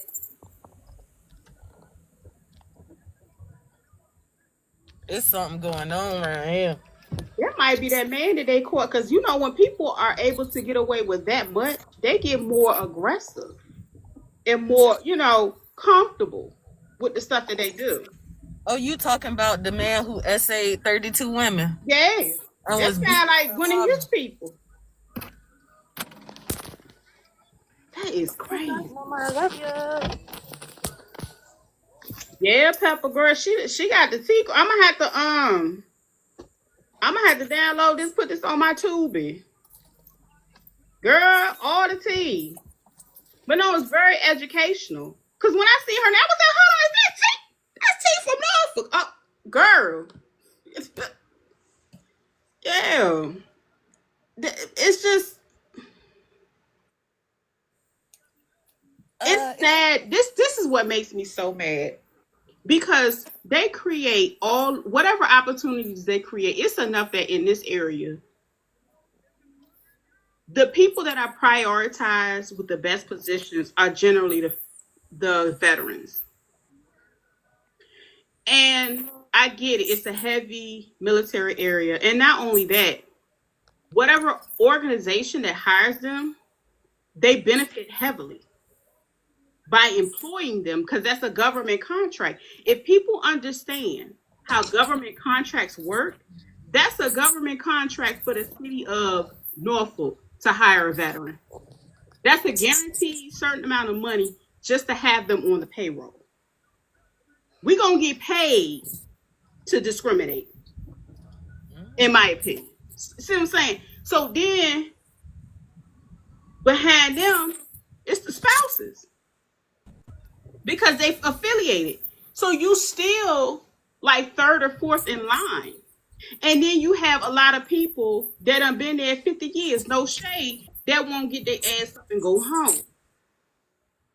So that's kind of like how it is around here. So I'm not surprised about being blacklisted or any of that. I talk, Pepper, I done talked about that plenty, 50, 11 times about how they do. It's nothing here. It's Honey, I don't mind being on the outside. When I tell you it's so much corruption on the inside, It's I safer. don't even know why so many of these leaders aren't already in prison. I'm like, hurry up, higher authority, come get these clowns. I know y'all know what they doing. Yeah, it's gonna happen. The thing is, a lot of them, and oh, this is what I'm going to say. So what I notice is because the business of the USA is structured, for the men. And I'm gonna be honest. And if you notice and you start really paying attention, more and more of the council people, they have more men than women. Exactly. They have it in Hamptons and they have it in Newport News. I think it's only one woman in Newport News right now, if I'm not mistaken. I don't know how many in Hampton because girl, they get on my nerves. It's just so phony. Oh, It's a good old boys game. right. So with that being said, I see how that move, but see, this is the thing. A lot of them are doing it because they felt some type of way because for a long time there was a very large space for women. So in that area, they open it up and that's what all of them are. And it's a mess. It's a mess. Because I'm pretty sure they gonna F the thing up. I give them 2, 3 more years. It's gonna look like all women soon. Um, Now generally the board reflects, the population, and we got a lot of brothers and sisters, a lot of brothers on the board. And I'm not saying that a lot of them should not be head of nothing. I'm not saying that.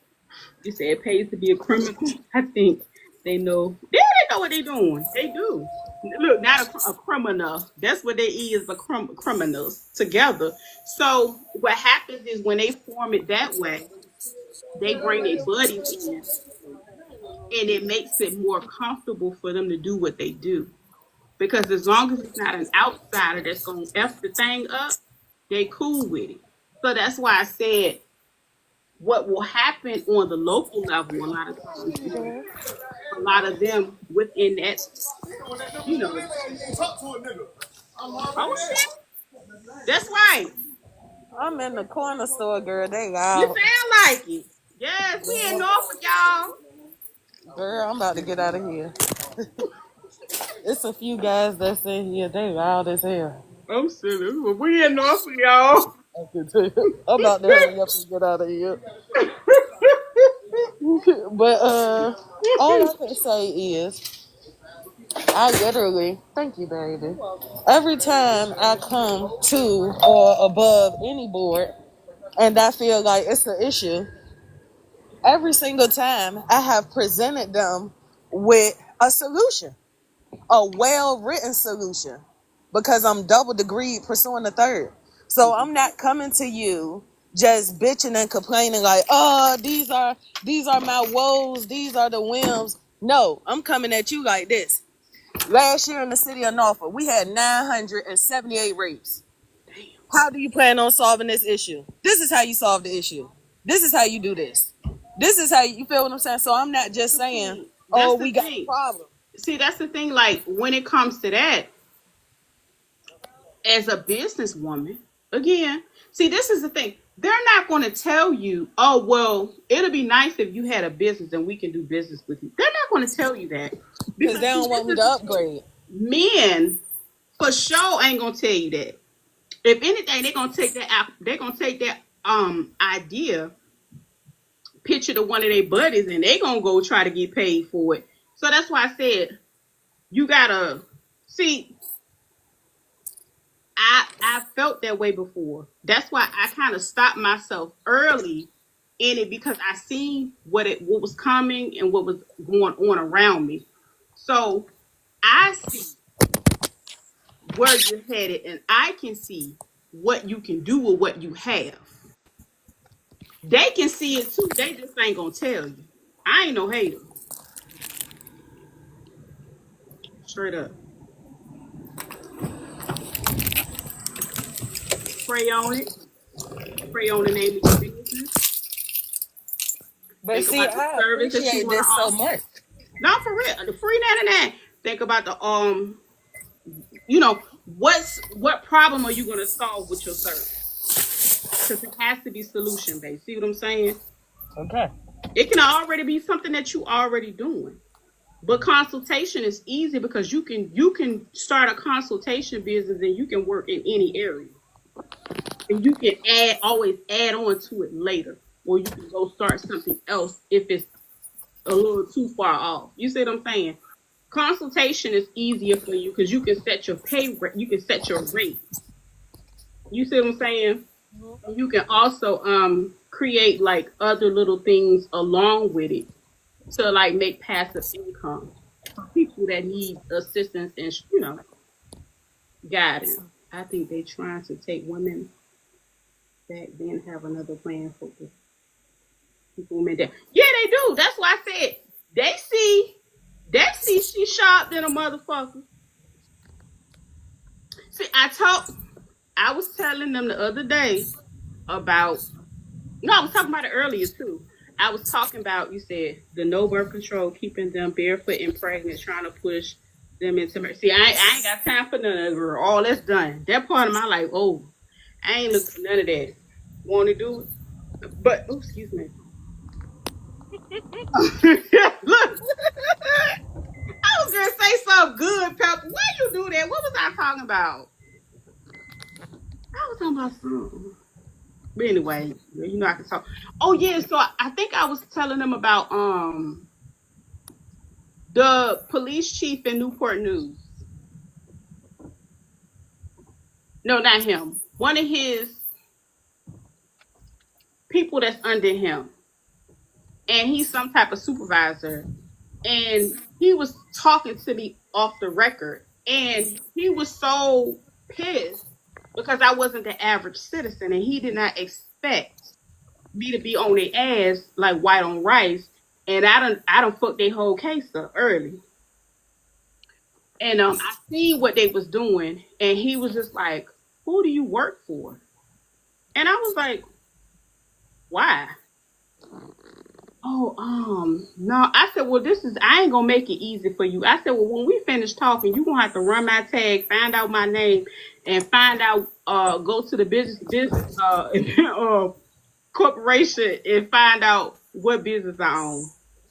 And he was just like, "Well, we hiring, bitch. You think I work for y'all?" I was so insulted. Oh, they tried to give me a job with the city. They did. They tried to give me a cushy job with the city To shut you up. because they want me to shut up. They Because if do you go that. in there, you get comfortable making a little piece of change, girl, and you fuck around, lose your job. You know what I'm saying? You got to start over or whatever. They terrible. They think they slick because they know I you was see like, they full of it. no, thank you. I see how it operates. I'll be fired week one. And It was see, like, I what you mean? I was like, I'm not a quick type of person, so you can't just tell me to go and do whatever, and then it violates my moral compass system, and then I'm gonna go do it. Like, I told the head man at NRHA, I said, I don't care if you got 1,000 degrees. Your bald headed ass is displacing these people, causing the gentrification and putting them in worse poverty. I yeah. said what I said. He was like, not you getting on me. I was like, yes. And you know you a bald headed guy. Stop misleading these people, telling them that every single person is going to get Section 8 when you don't even have the capacity or the funding to be able to do so. They're gonna put some people out. They're gonna give whoever who is basically however many they got. That's what they're gonna get, and they're gonna start putting people out up until that date. That's what they Yes, did at Lord. Newport And News. it's already started. They did that in Newport News when they got rid of Ridley Circle. Um, They did it in Portsmouth too for that casino. see, I don't go to Portsmouth, girl. Oh, the because last time I used to take my daughter to the Children's Museum, and that was some years ago when we first started homeschooling. She was in elementary school. that's because Portsmouth is the unalive city. Do you Yeah, know that they home, are number one in the home, country for baby, unalivers? baby. I can't keep up. Do Now, you know that I can't here, do right here, right now, Norfolk is number 6 for unalivers? We've had 8 this month. it. Let's talk about it. Do y'all got a special police task force that is exempt from regular jurisdiction and rules? Because we do. I know Newport News does. We got specialized officers that they allow to go and train with the FBI and Yep. Quantico to learn military tactics that they can deploy. I bet you Christopher Smith won down in Newport News. I'm like, what in the world? Let me tell you something. They thought they were so smooth with what they did. That's why that supervisor asked me who did I work for, because I knew that that wasn't the regular police on them streets. So much so, I went down there to see the cam, and I had asked questions. I went to the chief to his face at the city hall meeting. Pulled him to the side, and I said, "Well, who was the other police officer hiding on the side? Why they dodging the camera? Where's their camera footage of the arrest?" Girl, you should have seen Drew face. If Drew could slam that fucking door, because you know how you hit the button and the door open. Mm-hmm. And I was walking in behind me, because by that time, this was like the next meeting. I had came in behind him. Girl, if that man could slam that door in my face and not lose his fucking job, he would have did it right then. And let me tell you something. When I come to the different meetings, they be like, "Oh, are you speaking?" I said, "No, man." I said, "Girl, I ain't trying to get put out. You know what I'm saying? I just came to visit." They be want me to speak. I don't even know these people. And they be like, "You sure you don't got nothing to say?" They look like she look like she could tell us some shit. No. I like to warm my, you know what I'm saying? I like to warm up to my environment. Cause some people getting there, girl, they be acting so crazy, they be putting them out. So, I didn't go in there acting crazy, but I called them out on so much corruption. yeah. Hey, girlie. Do you know that they literally, quote unquote, girls suspended me from city council for a whole month? How? It's a public. Listen, baby, the mayor's secretary called and told me I was not allowed at the council for 30 Oh, it days. sounds like they were trying to push some shit through while you weren't there. I was They like, sick of your ass. what? They like, look, we trying to get through a goddamn meeting before she come up in here. Always got something to say. I Uh-uh. was like, excuse me? She was like, yeah, due to the last time you spoke, I say the last time I spoke, Yeah. like, certain members of council feel highly offended and threatened. I say, how do you feel highly offended and threatened when I didn't physically threaten anybody? I never threaten anybody. I never say anything disrespectful that's against their rules or nothing so that they can't, utilize ways to discriminate. She was like, well, all I know is that it's coming from the top down.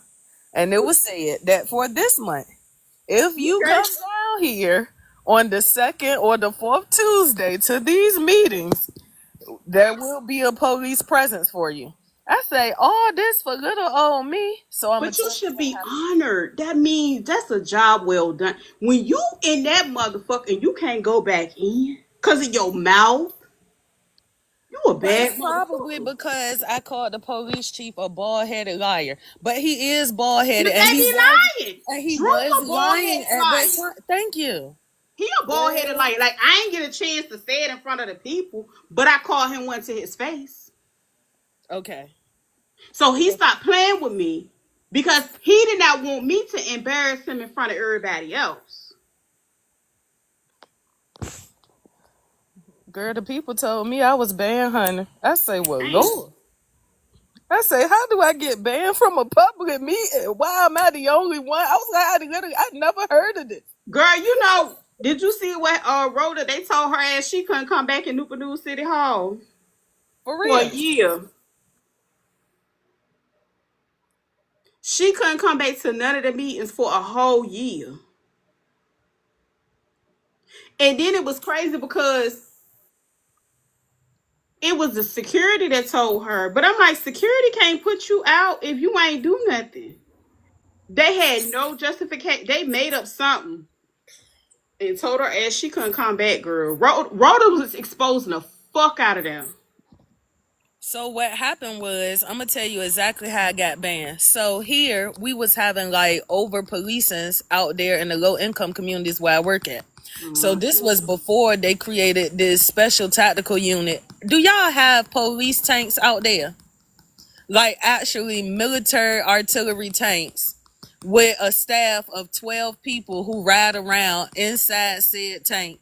They have been deploying the cannon over here to ensure that the cannon on said tank, they call it a bear. The martial law or something? I don't know. That's what I'm trying to That's tell what it you. sounds like y'all is and y'all don't know it. Have you been looking at my videos? But you know They've what? been invading our I've whole seen community. some stuff. But this is the thing what you gotta remember. Remember when they put the flock system in. And remember, cause it's y'all Norfolk, I ain't gonna lie, I give them props because they was the first citizens to go and contest it at a higher court for their rights being violated. See, they know your every move. That's why they riding around. They just waiting to go get who they want to pick up. Because they already know where you at. Because we got all these cameras. Yeah. So while I was protesting the excessive camera usage, I was also protesting this special tactical force that we got now that's just been down here running ish. And I'm talking about, I'll give you an example. So I was in Kerr Park, Calvert Square last week, right?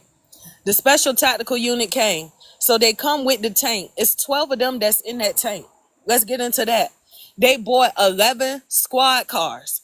They cut off every entrance and exit to the community. I am parked on the inside of said community. Had to wait 2.5 hours to exit the community. I am not a resident of Calvert Square. I am working out there. When they come and they do these little, I call them invasions. Because when I tell you, they cut off the entrance and the exit to the communities. That took about 6 squad cars.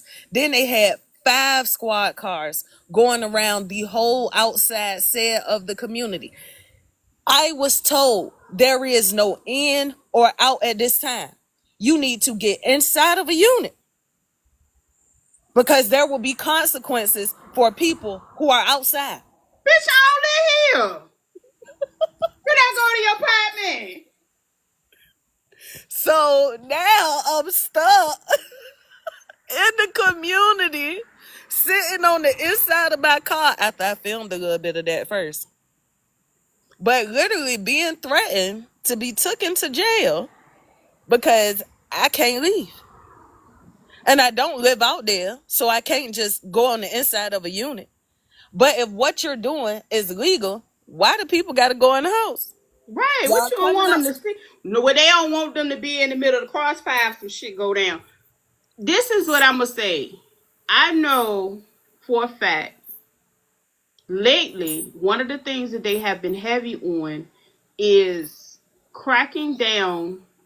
You know, of course, they just want the money and the dope. They don't care about nothing. I'm being honest. You know how it is around here. The summer is the hottest time. And not only that, they was heavily fixated on the shops, the pop-up shops. So what happened around 2022, I know for a fact that they was using the same flock system to gather everybody into, you know what I'm saying, get their information because if you going to the one across the water, they gonna have your tag. If you over here in the area and everybody over there, they know everybody that was in the building, especially if you got a car in your name. So it was a lot of that going on. And I want to say they started having them like in Denby. So it got really, really bad. So a few people they did have to go. Well, they ain't have to. They chose to go in and be extra and bust the door in when they got the warrants. And so a lot of that is due to the activity, the drug activity of the situations. Now I don't. The only ones that I've seen come with all of that was like when they was trying to get people out that wouldn't come out. Like that's the only time I remember like recently hearing about Newport News doing it. I'm gonna have to go look. Girl, I gotta go be nosy a little bit more. They've been hot. I've been in the house. Ma'am, I don't know what they doing here in Norfolk, but when I tell you, I felt like, dang, I It's didn't, a well, I roundup. didn't know what to do. Like they literally, like I called it a neighborhood invasion because when I tell you they were stopping everything moving. If you walking down the street, they stop you. Where you going? Let me see your ID. When girl, I was like, what the hell? Like, what's going on? Like, what you mean? Like, girl, I had about 3 or 4 police officers in my god face talking about some, yeah, they know in and out of this community. That's unconstitutional because you can't Preventing stop me from me. leaving. Like, preventing, like, literally, I'm like, And ma'am, I'm I, working. that's what I'm saying. I would have to file a complaint on the state level. But you know what? Another thing they did, make it to where you can't complain on them no more, didn't it? Yep. And you know what's crazy? The crazy thing is with these special tactical officers, they can chase you from city to city. They Yep. have no jurisdiction Yep. boundaries. So I'm like, Oh, okay. and then when they get them in court, they can act as the arresting officer and the detective. So you know how like you go to court and it's a victim. Uh, So say if they did catch somebody with some rugs, right, mhm, and some artillery, right? It's in criminal court, right? And mhm. if you ain't got the money, normally they gonna get you to try to plea down in general district court. Because people they do a whole bunch of stuff, but they don't make sure they got that money, or at least had them some high limit credit card to pay an attorney. So if you can't move it from there to circuit, you show. Then when you get it to circuit, it's a circus. Because do you know once you get into circuit, see, I'm gonna just speak for the Newport News Court. They got this gentleman. What's his name? White guy. What is his name? He's getting all the cases. Everybody is lit. The ones I just finished describing, the ones that was getting caught up in the pop up shops and all that stuff or whatever. Anybody named tied to anything dealing with that, they was investigating them. And when they went in to find out everything that was going on all with all these individuals. So again, when they came into that court, that one I forgot his name, but he got all the cases. I literally sat in his court and seen the people come in there, and when attorneys come in and argue, what is that the Fourth Amendment right when it comes to the camera? I forgot which one it is. The moment they argue that, that's thrown out. Because back in 2020, that was one of the things they was working on behind the scenes where everybody was inside and they started out as the PLFR cameras or something, and then they turned it into the flock system And because so yeah, that's they what see how well was they work. But see, that's what was troubling me. I fought against cameras coming to the projects. So you already got cameras in the projects. Like they literally have been so disrespectful here on Norfolk. They put the cameras on the side of the road. And I'm talking about infrared is being monitored by the police and the housing authority.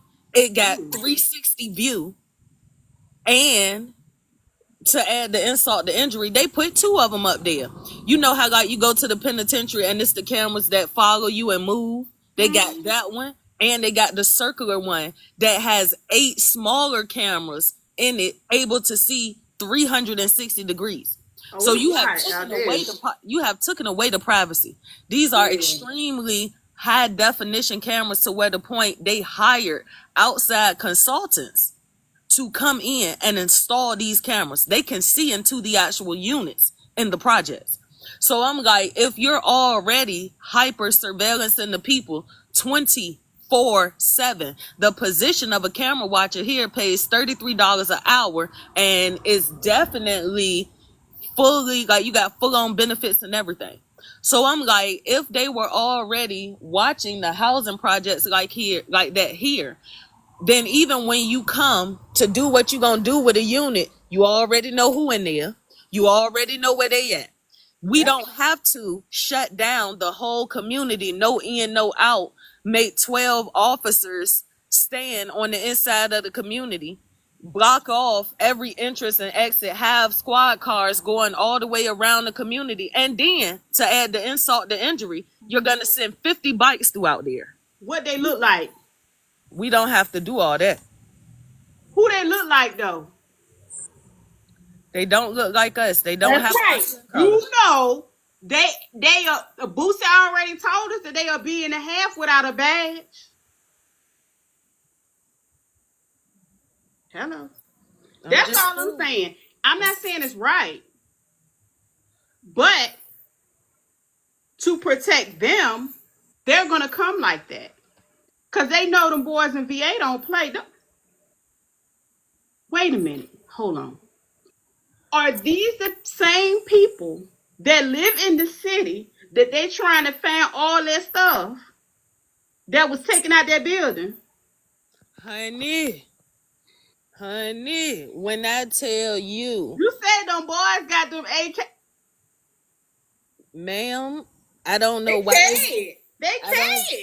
I don't know why they won't tell the general public that Bob's gun shop has been burglarized. But I thought it was on the no.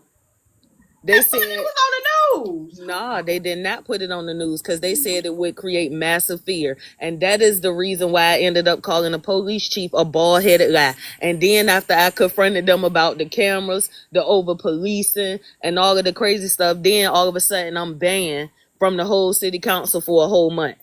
Yeah, because you was gonna tell too much. You was gonna But talk about Bob. But when you holding me hostage in a community for 3 hours because y'all got it shut down, I'm literally being made to sit in my car. I'm talking about when I first noticed that this special tactical unit came out there, I video recorded them. Baby, they took over 27 people from the community in that one day, got arrested. So not only did they invade the house that they came to invade, they ended up invading another house, and then they got what they consider all the riffraff off of the streets. So even people who were not targeted became a target. Like I'm seeing them snatch women up. I'm seeing the officer hold several kids at gunpoint. And I'm talking about little kids, like the kids who was in the houses and stuff. Like that's why I was like, how is this special tactical unit moving? It's almost like they are 100% above the law. They When gave you them the holding the authority to do babies, it. when you holding the babies at gunpoint, that's when I gotta call corruption. I would have called CPS on them hoes. Who does that? I'm ignorant. Like, what do you mean? Like, who does that? And so I'm wondering, I'm like, okay, you got me out here witnessing to me what I would call a war on the poor. and I cannot leave this community. You do not want me close to any of the scene that's what's going on, like to where the point I'm escorted back to my car via an officer. Like, yeah, we don't know what you got going on out here, but to avoid being arrested today, you need to be by your property or you need to be in your property. So I'm literally being made to now sit in a hot car because they are doing this thing. And And then I'm what like, if something popped off? That's crazy. my thing is this. If everything that you're doing is legal, why are they carrying it like that? Everything is being recorded. So you know who your target is. You know exactly where they are. What I'm saying is the amount of force that is being used for these people for the crimes that they have committed don't match. Nobody living in a low income housing project that they maximum money is $30,000 a month. Well, $30,000 really annually has whatever resources or whatever for you to be doing all this. But they Now, looking for the artillery. How many now you said was gone? it was 7 crates. They know where they at. They over there. If they ain't moved nobody, they got some of them. They kept some of them. But what I'm saying is, Come on, sister. You know what's going on. I believe they have already been distributed throughout Norfolk. I have seen this Mm. weaponry all over Norfolk. Mm. So I'm like, okay, So they gonna go through the whole Norfolk doing this? I don't know. All I know is that when they come, they come. You can't move. There is no in, no out. If you get too close to these scenes, trying to record, trying to be nosy, they running down on you. And you have the right to film. Like when I tell you that I had so many people ask me, like last week on a recent live, oh, you need to keep the camera steady. No, I need to get them out of Dodge. But I be the You next know one what? in the I'm gonna back tell of you the something. car. I'm gonna tell you something. I knew it was something different when it came to the roundups. The roundups is different. And I'm saying this because the roundup that I experienced was in 2022 and it was in August and it was in Newport News. And they was so nasty and they ain't give a fuck and I didn't either. Man, when I tell you I was going hard, I ain't give a fuck. They was looking at me like this bitch here crazy because y'all wrong. And I don't know, baby, because and it was bad because what they like you said, they was over policing certain areas. So they have a tendency to over police downtown. And then not only that, when they got rid of certain apartment projects, they just, focus on certain people on certain streets. So when I noticed how they was, circulating on a certain part, I think it was like 28th and Roanoke. They was over there heavy. I'm like, why is y'all running down on crackheads? Like they standing by the store. Like you that desperate to harass somebody. You know what they out here doing. And you know what's going like you can't take them to a treatment facility or nothing like that. So you what? Why is you patting them down if you know you ride past JoJo over there every day? Like it's like no common sense when it comes to them when they overdo it. So I know exactly what you're talking about. When I tell I was you, acting a fool in Newport News. That they the girl. first time I seen it, and I was actually recording, I had an officer who ran over to me and smacked the phone down. If there is nothing that is going on that is illegal, why Mm-hmm. are they? When I tell you, and I was like, look, this is not a stop and search state. You cannot search me. You cannot touch me. You cannot touch my property. I Right. am a citizen. I have identification on me. I have done nothing to bring or cause any type of probable or reasonable cause for you to stop me, for you to search me, for you to question me, or anything. If what you're doing and what you're telling me you're doing is legal, then what is the issue with the camera? When I tell you, they told me, sit back and shut the fuck up before you be the next one in cuffs. I was like, wait a minute. That's what started the whole thing with the police chief.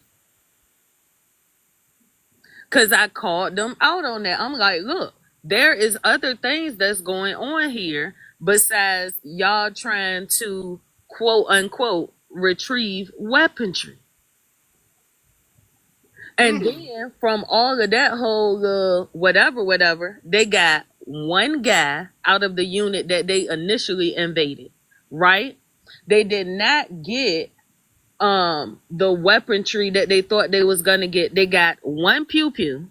Mm-hmm. So out of 7 crates, you utilize our time and resources to shut down this community, to kick in what initially was supposed to be one targeted address and do all of this.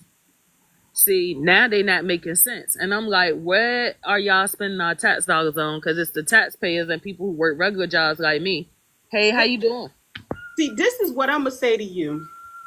You know, a lot of these places, like these apartment complexes, depending on the ones that are like private property, they will give them people keys to go in people places so they don't tear their doors up. I've seen it done. I've seen it done. They will go put notices on people's doors and say they doing inspections on Wednesdays in the middle of the week. And in actuality, they send in Hampton Police Department into them apartments.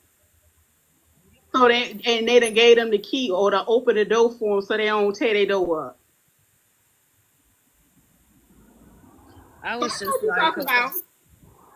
I felt like here in our city we were going into a martial law thing. I realized that this is not a thing that all the 757 is doing, but this is a real thing.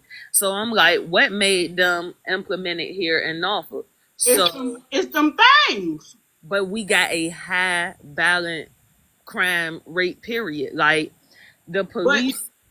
it's something different with them things because you know for a minute they was trying to do barebacks.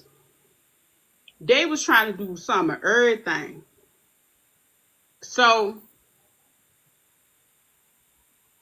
they would track people that don't have a record in hopes of the day that they can get them slipping. Just so they can get, say if that person got like 8 on. Think about if you can find 10 people that got 8 on. That's a lot. So I don't think it's right. I don't think it's, I'm pretty sure it's unconstitutional. Like what they doing ain't right. But I have seen people use extreme measures and extreme tactics to get what they want. So this is what A my lot of cities are doing this. The thing is, you probably, that was your first time seeing it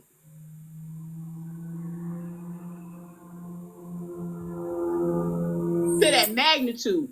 But when they are fixated on getting what they want to get, they don't care how they do it.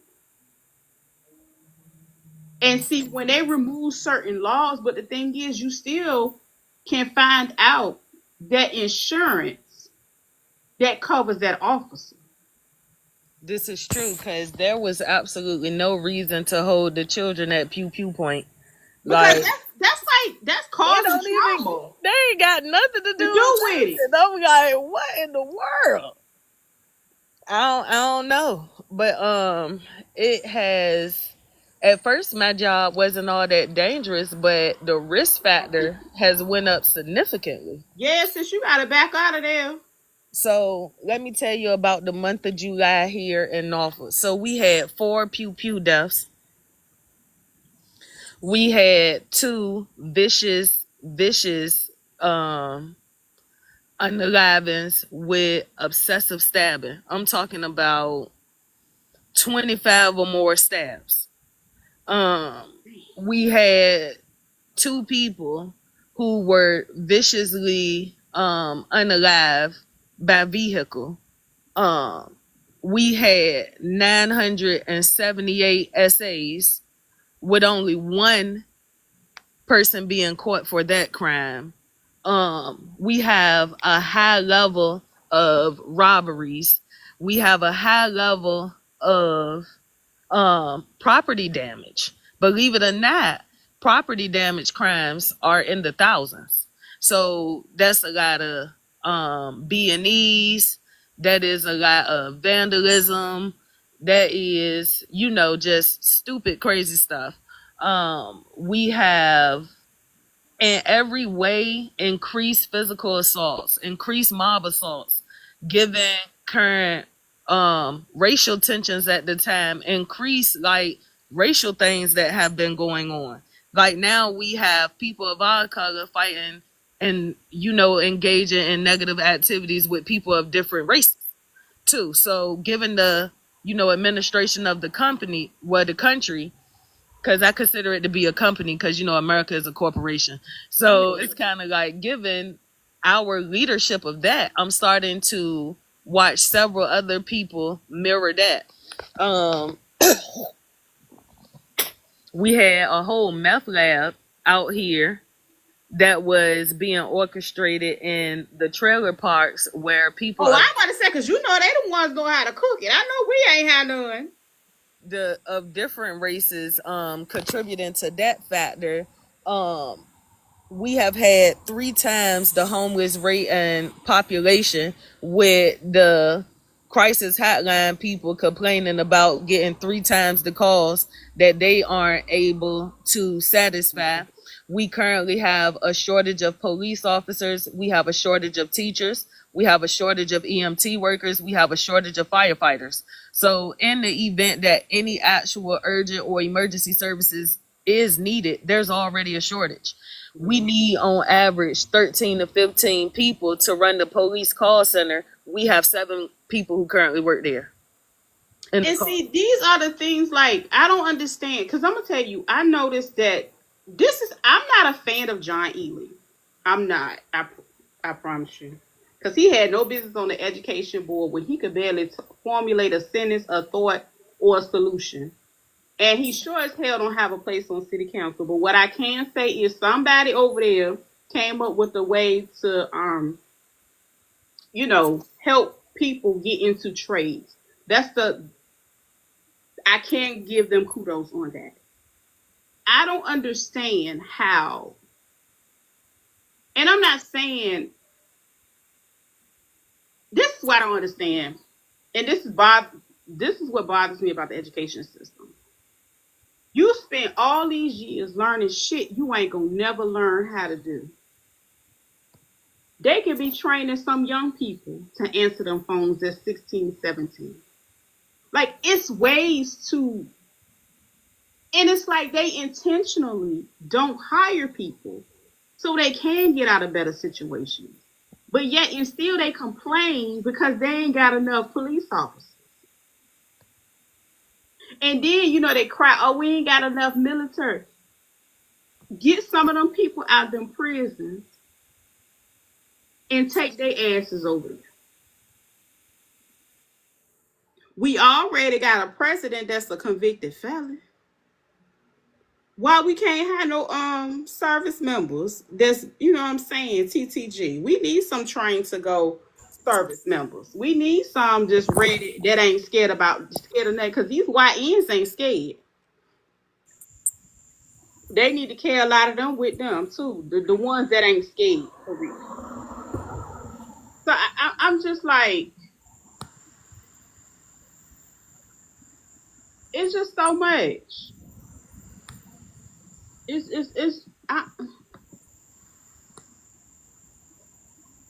But really, a lot of the people that I notice, and it just be making me so angry. It be like the people that's from these cities. They get the scraps. And it's so crazy. Yeah, they hire from out of the state or wherever these people come from, just like all these random military people, and half of them end up on the news for pictures of children half the time. The rest of that. But And a lot of the people in higher positions end up there with them pictures. So I understand why they have a teacher shortage. Cause don't they ain't teaching nothing. All they're doing is teaching to test and wondering why there's no results. And then they got the audacity to say they're gonna add, oh Jesus, 10% of the final grade is gonna be from the SOLs. Who you think that's gonna hurt? Us. I left that mess a minute ago. I've been homeschooling for 6 years this year. It's 6 years, yeah. Now my boys, by the grace of God, they made it through the public school sector. You know what I'm saying? They made it, child. They made it. But I just don't understand. I do understand. I know it's the pipeline of prison. I know it's a whole bunch of systematic bull crap. But what I can say, a lot of it is being restructured, and people have to want. They have to be more proactive. And at the end of the day, I understand your passion, and but you got to make it make sense for you This is because true. you can't put yourself in danger. You can't. And I mean, it was unexpected and things of that nature, and they are making it clear that they're gonna do what they want to do, and you need to get out the way. Um, I would definitely have it documented. You know what? I think I did see a few people with videos on TikTok. I seen some videos over here of them vehicles and stuff like that. I'm gonna have to go look for them. Wow.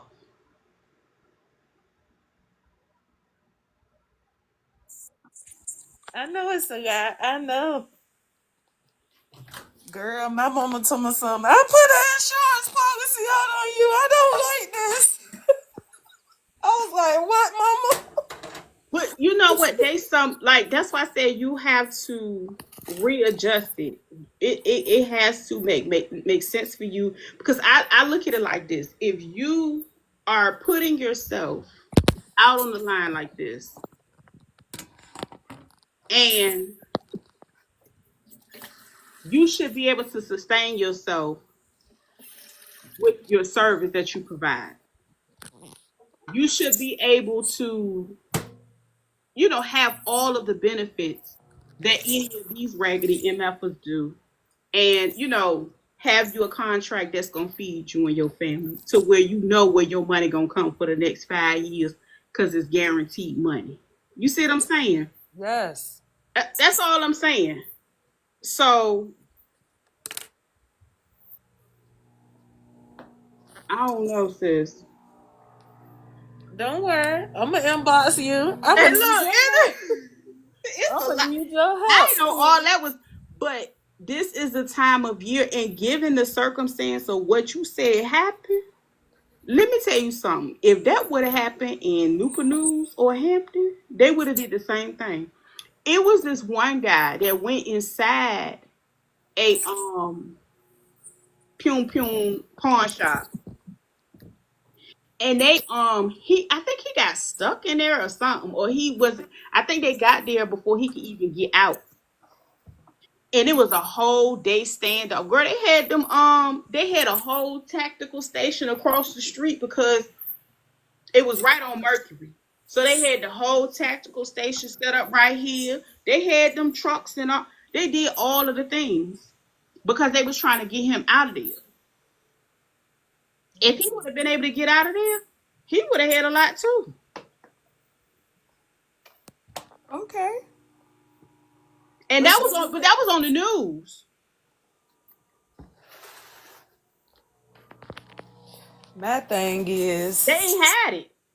being as though we are all in the 757 area, Mm-hmm. like, not even trying to be funny, Norfolk is so adjacently close to Virginia Beach, Chesapeake, and Portsmouth. It don't make no sense. Yeah. I said they should have put that on the news because most black people who are poor travel in the same areas. So these issues that they thought was just going to affect us has spread it. They downtown and everything. What you talking about? I know they down there. Anybody Let me tell you. who knew about those 7 crates of pew pews that was on the streets coming from Bob's, they have already dispersed it. Child, they up north everywhere. That's what I'm saying. They And so gone. I'm like, look, I'm trying to tell you, they harassing everybody that's in the area, but I'm like, the authorities is too late. They trying to get somebody to tell it. The streets got those. But see, that's the thing. You know, they'll do all that to get somebody to talk. They will run down on them people and harass them and cause chaos in their life all summer. Till they Yes. try to get some answers, but like you said, they gone. Like, what? This is the thing. Before they came up with the rule that you can only get one a month here, people were coming, driving here just to get them and go back. I literally, in my old apartment complex, I had a neighbor, and she was from New York, and her daughter would come down once a month, and I used to be like, why does she always drive here once a month? And then I said, girl, stop acting dumb. You see what I'm saying? I was like, bitch, you from downtown in the number streets. You know why that lady coming down here. You already know. So I had, yeah. Yeah, they late in the dollar short because the night it happened, they was out. They strategized. That stuff gone. Remember when I was talking about how last Wednesday, I'm gonna just say my niece got unalive. You ever heard of Aqua Vista? Who? Aqua Vista. Apariza. Aqua Vista. Aqua Vista. It's all the way downtown 6th Street by the water. Okay. This is a okay. It's a private property that has always received some type of subsidies. It's been down there since the 70s. Okay.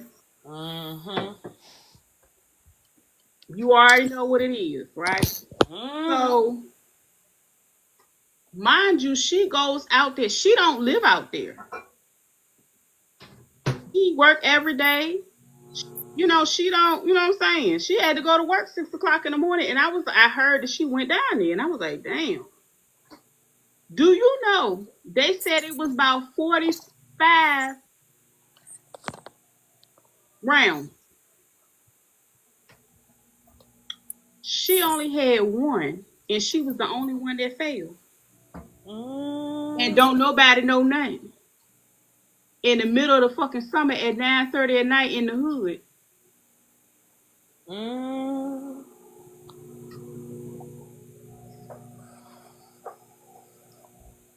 Then they was talking, they came up with all these different stories.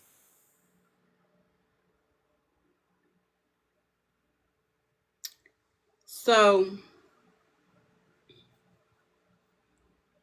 realistically, I'm not surprised that they coming hard like that. I'm not. I'm not surprised. I seen it. But a lot of times it's like barricade situations that I see it happen. Or I'm telling you, if lately, they if they it's going, becoming harder for us. It's kind of like they looking for a Scarface. you said what? Real talk. It's like they looking for Scarface. Some mom live like Scarface. You remember how the people invaded the house and stuff, girl? That's how they be coming, honey. I be like, well, This the hood. Who got money like that? But some like really act like they Scarface. I'm like, what in the world? Like, what is going on, honey? I'm like, it's only Mm. but so much money here. Like, they living in low income housing. They Right. wearing DCs and Jordans. You feel what I'm saying? Like, Right. it ain't, but you know what I mean? Like, what's going on? But see, that's the thing. Like, you got to remember also with them looking for what they want the total package. They want the total package. They want to find the money, the D, the G, and they want you to be so broke. Even if you got a job at McDonald's, they want to make sure you can't never get that. You can't never do that no more. You see what I'm saying? So you can't get no attorney. They want a sure thing when they take you down. They'll call your job. Even if they investigating you, they'll go to your job. I had a friend that happened to, there was a teacher in Fredericksburg, and them people racist as hell over there. Yes. They went to that man's job. He was around there wondering why he couldn't get another contract extended to him. They offering him a damn substitution. I was like, what? Come to find out. Then when Fredericksburg came to him, they was like, are you renting? He said, no, I own my home. They was trying to get him put out. Yes. VA police, girl, when I tell you, I'd have been all up and through. I was all up and through that court trying to hurry him get the fuck out of town. And you know who his attorney was, and he won against them quackways out there? LaVonda Graham. That's a bad lady. That lady bad. She a badass attorney. That was a landmark case that she won out there. And my silly ass, I was out there we had went to the grocery store. Cause they got a Wegmans over there. And I ended up waving it. I said, there go the prosecutor that just lost. I put my hand up. I said, hey, whatever the fuck his name was. He raised his hand. He looked at me. I know he like, I didn't know this bitch ain't. I know he was going in there to get him some wine out of Wegmans. I said, he done got his ass whooped. I said, let me get out of this town. Them people So, crazy. let me tell you about what just recently happened here. Uh-oh. So, we had a 42-year-old lady who unalived a 22-year-old lady and only spent 63 days in jail, even though she stabbed her from the top of her head to her ankle. You know what? It was somebody else. It's this dude. This the crazy thing. I met him over here. I want to say his name's Steve. I don't know if that's his real name. But I was talking to him and he was saying he was from Norfolk. And he was telling me about how people was doing certain stuff and they weren't getting no time. I said, what? He was telling me about, I don't know if he was telling me about that. Was it her first time in jail? It was her first time in jail. But guess who niece that is? Ooh, Our local mayor. that's his crazy ass folk. The young lady who was unalive, funeral was fully paid for. Mm, Service through, guess who funeral home? mm, Our local mayor. mm. And then the crazy psycho stabber lady ended up getting out 63 days later. I say, what? She ain't went to the court or none of this. Like, there is no way, cuz. So she just got out. They dropped the charges? Out. Free. Free. They recovered her. They recovered the weapon. Like, yeah. $10,000 was given to the deceased lady baby, and that's it. 10,000 for what? Restitution or something? Honey, I don't know. I know the lady who was unalive was 22 years old. She was living in Kerr Park, better known as Calvert Square. I know she had a little teeny 4-year-old daughter, and everything was taken care of. Everything was paid for. The baby got 10 grand, and the crazy lady ended up getting out of jail 63 days later. And the police caught her on the scene, knife in hand. Somebody gonna hurt her. That's all I'm gonna say. That ain't gonna end well. I was like, That ain't gonna end well. Why would they just let her out like that? a whole vicious unalive, and went and did 63 days in jail. I'm like, no way. Here in Norfolk, if you get locked up, they don't even do your PR bonds or none of that right away. They always make you sit in there about 3 days before you even see the magistrate. You know what? Remember when I was telling you about the boy that had been gone for 5 years? Mm-hmm. This is another interesting thing about him. I have I have not been able to find him in any of the jails. His name. Even though when you go in the court docket, it say he's incarcerated. Muffin, where is he? He ain't in the DOC, and he ain't in none of the local ones.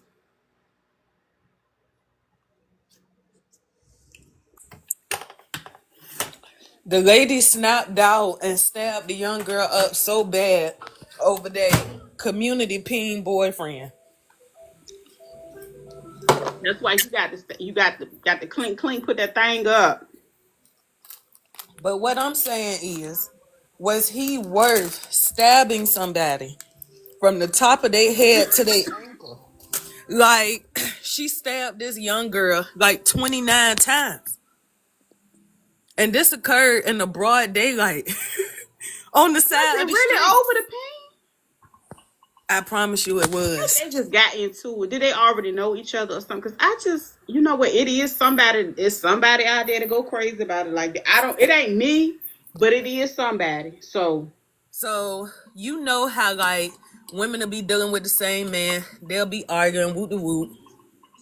They had an argument. They even had a physical fist fight. Young girl thinking it's over with.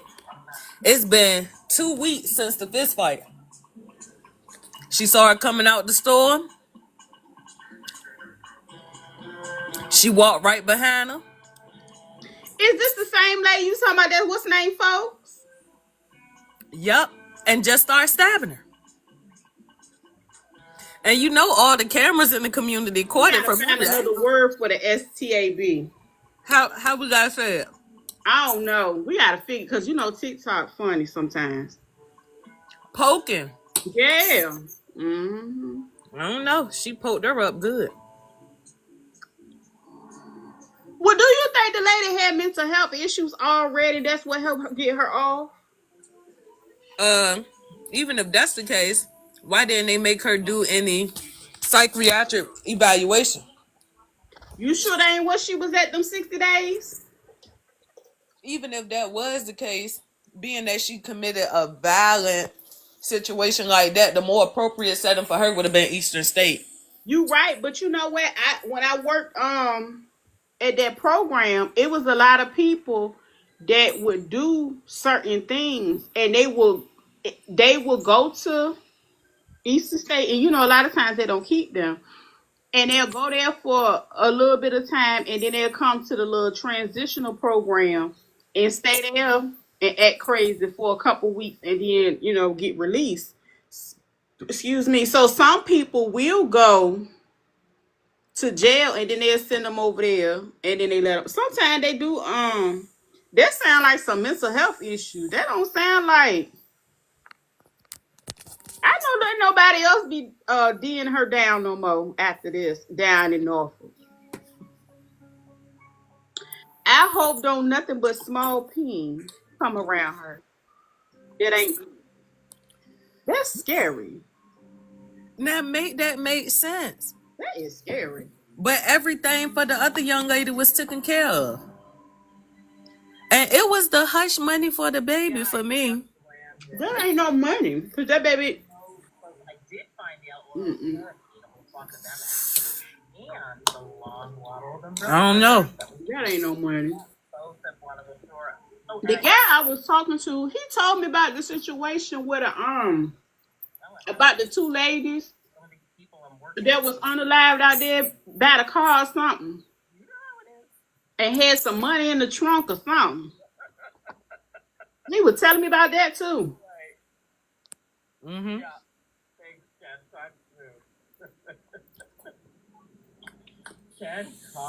It's crazy out here. Yeah, he was telling me he was I forgot his name, but he hit me up because it was some other girl that was viral, and we ended up like he was telling me about some stuff or whatever related to that, and he ended up telling me he was from Norfolk. And so we would talk every now and then, but girl, he started acting crazy. I had to stop taking his phone call. He a little top. Mm-hmm. But people like, you know what I'm saying? You can have a regular then he just be like screaming. And I'm like, I need you to calm down. Because, I mean, he's younger than me and, whatever. Hmm. Yeah. And I had to tell him, I was like, look, and then he had the time too. So I used to try to be patient, but after a while, one day he called me, and it was on a Sunday. Girl, I was in there baking me some banana nut bread, cooking my food. I was like, look, I'm at home cooking. I don't care about nothing and nobody that got nothing going on social media. But I don't know what he liked the conversation, but he liked the argument of it. And I was like, you're a Facebooker. We're not the same. I said, because you buy Jordans. I don't own any. And I had to remind him, I was like, you got to understand, you used to talking to women that don't act like me. And so you got to understand, I'm not going to argue with you. I'm single also.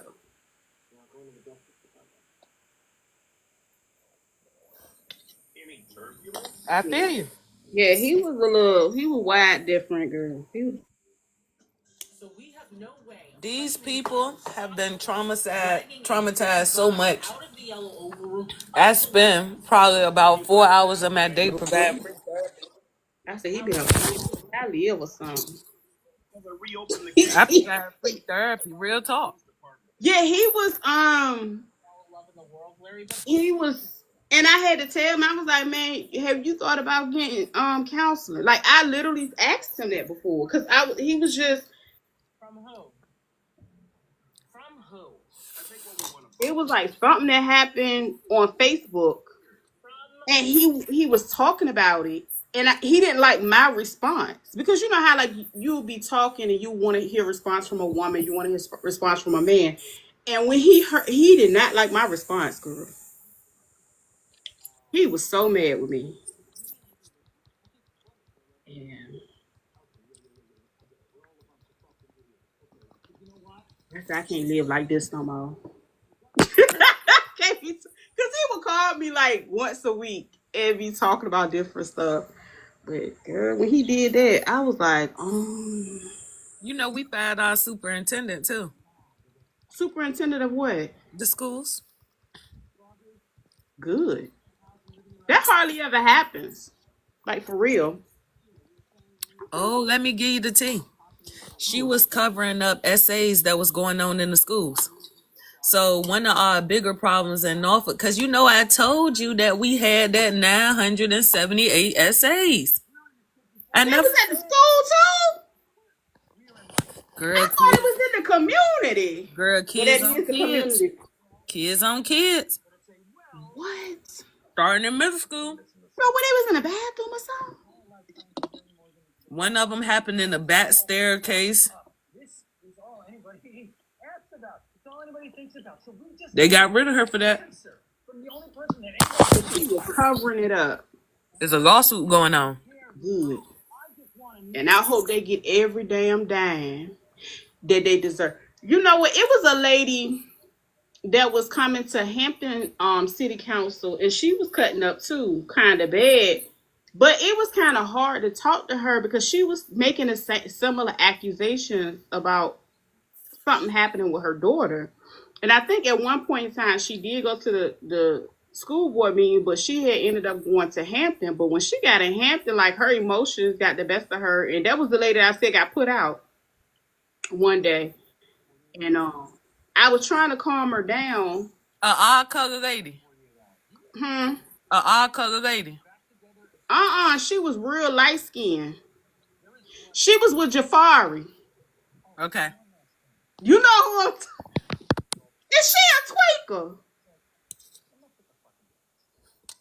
I've been watching two mothers in Norfolk, and they've been going on a campaign about these essays that occurred to their kids that happened in school. Mm-hmm. Mm-hmm. And this lady, but like the thing, this lady like was going off, but it was like her behavior was kind of off, and she just looked like she had like a fiend twitch. I'm for real. And then no, for real, I just seen her. I was walking in the grocery store. I just seen her like a couple days ago, and I was behind her, and she had a lot of spots and stuff on her arm. You know what I'm saying? And I was just like, "That's the lady," because she just like, you know how people be talking, and they be like, she just act kind of, you know. And when she went off, Jafar was embarrassed, girl. He was so embarrassed. And I talked to him or whatever, and he was like, you know what, I should have got, another, I should have got another woman to walk her in here or be by her side, because I think it just spiraled out of control. And I think he want to believe her, but I don't know, because like her, and then it was weird because her daughter was like, and I'm not saying it didn't happen, but her daughter was quite manipulative. She was like, she said to me, she was like, I'll sing a song and you can give me a cash out. And I was like, excuse me? Or something she said. And I was like, is this for cash apps? Like, is that, you know what I'm saying? Now I'm starting to look at them like, is this a money grab? And so the little girl was like, she bust out and started singing without me asking her to. And she was like, oh, now you got to send me a cash out. And I was like, no, I don't. And this was the lady's daughter. Because like the lady was still spazzing out, and I was standing to the side, and her daughter was, was like talking to me and stuff. Because they had put her outside. So we was outside talking to her, and yeah, it was interesting. But I did see the lady that had like a little child that said something happened at like a preschool or something. I did see one lady, and I might have seen her on Rhoda's channel when she talked about her little child. That was a while ago. That's crazy though. What's crazy was the superintendent trying to conceal it. Yeah, because like, how does it get to that level and then you act like you don't know what went on? So It's like, the yeah, superintendent at that time, because I spoke to her about a situation that happened at my daughter's school where a young man had touched her little bit of buds up top and her vagina mm. in third grade. Yeah, it was one little white boy chasing my daughter around one time I went to her school. Ain't nobody, they just don't do nothing.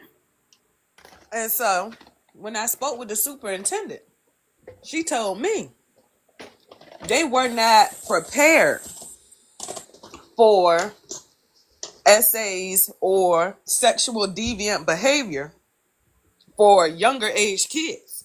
She said never in her life has she seen anything happen with elementary school kids until my daughter. And so I say, we got these kids that's living in the technological world. who Yeah. have porn, who have other things that's at their fingertips, easily Yeah. accessible. And you mean to tell me y'all haven't figured out one way or one plan to handle kids who may be getting abused at home and then bringing that crowd to school doing it to other kids?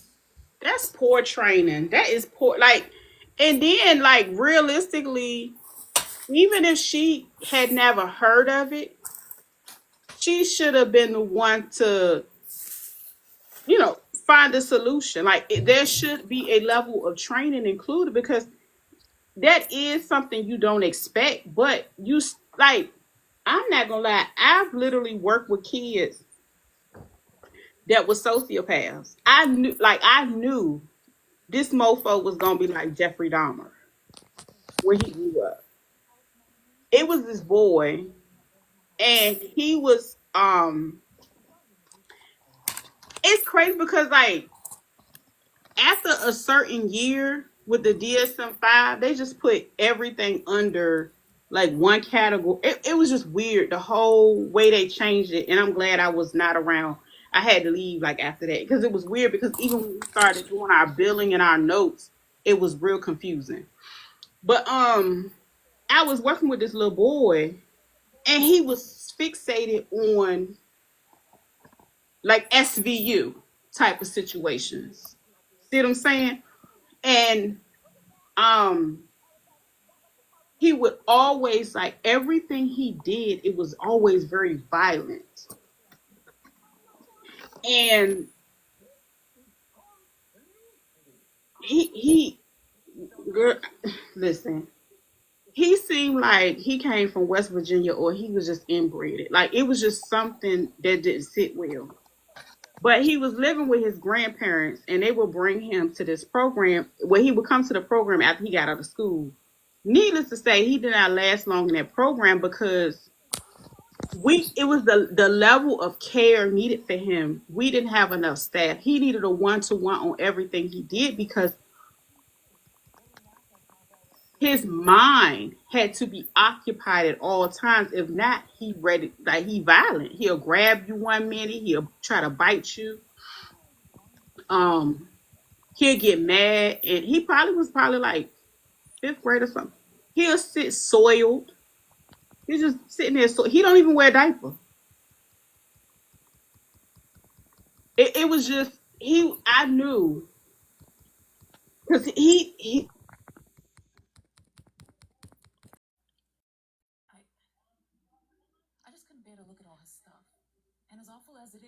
Nobody like that in my life. So they do see some level because those kids start out a lot of times in public school until they get enough data on them to prove that they need other services. Honey, So I raised so much hell I know you did. behind that situation. I went up there and I asked to see her face to face. I say, lady, with all the respect I can muster up, you better do something about this little boy, or I'm taking your ass to court. I'm taking his peoples to court. I'm calling every news media station, getting up there crying. I'm going to make it so that you will never work in this Mhm. immediate area again. I was like, please do not play with me. You So should was she the see me one all that on was social fired? media. I am very bold and I have no problem saying what I got to say. I told her, I'm going to give you an option. You either hire somebody who can attend to this little boy the entire time he is at school. Girl, she hired somebody for him. And then It was that bad. the my daughter was the third one. What? Girl, he had a type. Was he in sped? Was she supposed to be in sped? Mm-mm. He was just nasty. Mm-hmm. Oh wow. Out Yeah. here traumatizing little girls. I'm like, they in third grade. They 8 and 9. Nobody has nothing. You They feel? should have sent his butt to an alternative I school. was I like, could what see is them going having on? I And can see then them she start trying having them in she elementary soon. trying to sound dumbfounded, talking about something. Well, I've never seen this, but I never seen this behavior either. But I can tell you one thing: you gonna put a stop to it for my daughter. You gonna put an end to this shit. And I told her just like that. You are going to. Yeah. And that's the thing, they normally That's don't what she had me messed up at. I don't care what you did for nobody else, child. What you did do, I'm glad you know how this about to go. Cause her right. mom about to make a real big deal about this. And I told her, I say, baby, go look on my social media. It's under my last name. And when I tell you, I have no problem with repeating this to the mayor. I have no problem writing higher up state officials or anybody. I say I will tarnish this reputation that you didn't have. I know you've been working for the school board for 27 years. I will make it. So you So will be was she the one ashamed that to go got to church. fired? Huh? Was she the one that got fired? She was. Good. Cause see, the thing is, I'm pretty sure you left documentation. Cause see, what happened is a lot of the people will have conversations and thinking that somebody is gonna really handle it. Realistically, they don't handle shit until you put some paperwork on them. Oh, no, honey. I started off sending emails. That's right. I sent her 3 emails, and then when she replied back, I came and seen her ass in person. I said I came to see you in person because I wanted to look you in your goddamn face and Okay. tell it to Ooh, your face I that if know. you don't do something about this little boy, I promise you, lady, I will make your life a living hell. I will formulate people to stand out here and protest in front of your job every day. I will get on Right. every social media platform that I got. I will tarnish your name, your reputation. I will come and tell your pastor at your church. Okay. I will ruin you in every circle. That's my type of carrying on. And so we got down to it and she made it happen in 2 days. That's right. And that's the thing, like, and they already know they don't have enough staff in a lot of classes. And then the crazy thing is, a lot of them kids, they know they ass need to be somewhere else with a fucking IEP, but sometimes it's harder to get them on one. Girl, it was crazy. I knew she went to What's First wrong with Calvary him? Baptist Church. I knew who her pastor was. I knew how long she had been working there. I could tell her that she drive a red road. I told her what the license plate number was on that. I said, lady, don't fucking play with me. But Don't see, that's fucking what play people with need to me. start doing to the police officers. Look, she was looking at me like real crazy. Like, how you know all this stuff? Because I study who I get to drop on. So Damn that way I know that right. I'm accurate. She was like, I was like, girl, I already know. You got a daughter. She currently go to NSU. She was like, I was like, what else do I need to tell you about you? So that way you'll know I'm not fucking around. And you gonna make Mhm. school decent for my daughter. You gonna fix Yep. what's been done. Yep. And she fixed it. I But know that's right. I did have to threaten her like that though. Well, Yeah. by any means, that's when it come to your daughter, ain't no fucking limits. But when Ain't you no got rules of that shit. my thing is when we got kids that have that type of deviant behavior in the 3rd grade, that's how hard you got to go. Yeah. He's 8 years old. What is he doing touching little girls in school? What he doing at home? That's what I'm saying. Child, he might be from Alabama somewhere, because they do that early. I'm like, not at 8 years old. Like, come on, yo. Like, nobody has nothing. She don't got nothing. You don't got nothing. I ain't understand it. He was trying to see.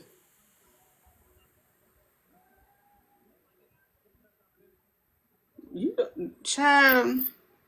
I don't know. That was highly inappropriate. Girl, we was little child. They was riding in the neighborhoods, trying to hunt your on the side of the building when they was little like that. That's crazy. They did. I'm telling you. The boys, they was doing that back then. Mm-mm. They was. That's why I'm not surprised. Like, he probably she probably surprised that he been doing it over and over again.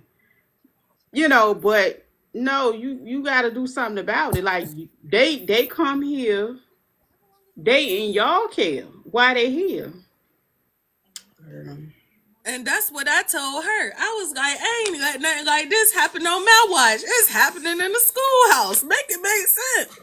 And But then if I don't yeah, send them to the schoolhouse, you gonna send the people to come and try to lock me up. exactly. That's basically how it go. Matter of fact, I gotta get ready to finish up my testing so I can turn in my paperwork Ain't you for working this on your year. PhD and what? No, I'm just talking. I ain't. They can have that motherfucker. I don't want it. It I'm was already in enough debt. I don't even want the bitch. I don't need it. It ain't gonna get me no closer to what I felt like I needed to learn while I was there. I learned. I wanted to learn how to write a grant on that level, and I know everything that's needed. I have all the books, the material. You know what I'm saying? I went for what I came for. Um, my thing is this: when you get to the level of starting to write all them dissertations and stuff, a lot of that stuff is data driven. That's when you get all the nerdy Asians. And I never forget, one of the worst professors I ever had was this Asian guy on that level. And I did not notice that they had so much of an issue with us until they do. yeah, it was really, really bad because it was um at the time we were getting our dissertations and stuff together. And so he would just keep sending my stuff back, and he always had a rebuttal, and he was just always acting weird. And I was like, after I finished that class, it was a lot going on around me, and I was like, you know what? I really don't even need it. And plus, I already had to, teach homeschool full time, Okay. so I really didn't need it. Like, girl, you can have a high school diploma in homeschool in Virginia. Yeah, Oh, so yeah. I'm gonna need to get your real phone number. I'm interested in Yeah, certain you topics too. girl. I'm about to submit my paper. And Hampton's so damn raggedy and behind time, girl. I gotta go track the people down when it's time for me to turn it in. It's this one lady. She's always. It seemed like whatever department she is in, she always has to come in and do them, even though she doesn't work over there anymore. Like, cause they are so unorganized, and I guess I don't know if they don't have enough people, but Miss Watson, she always helped me out and she sent me my stuff right back. I already know what I need to do. Um,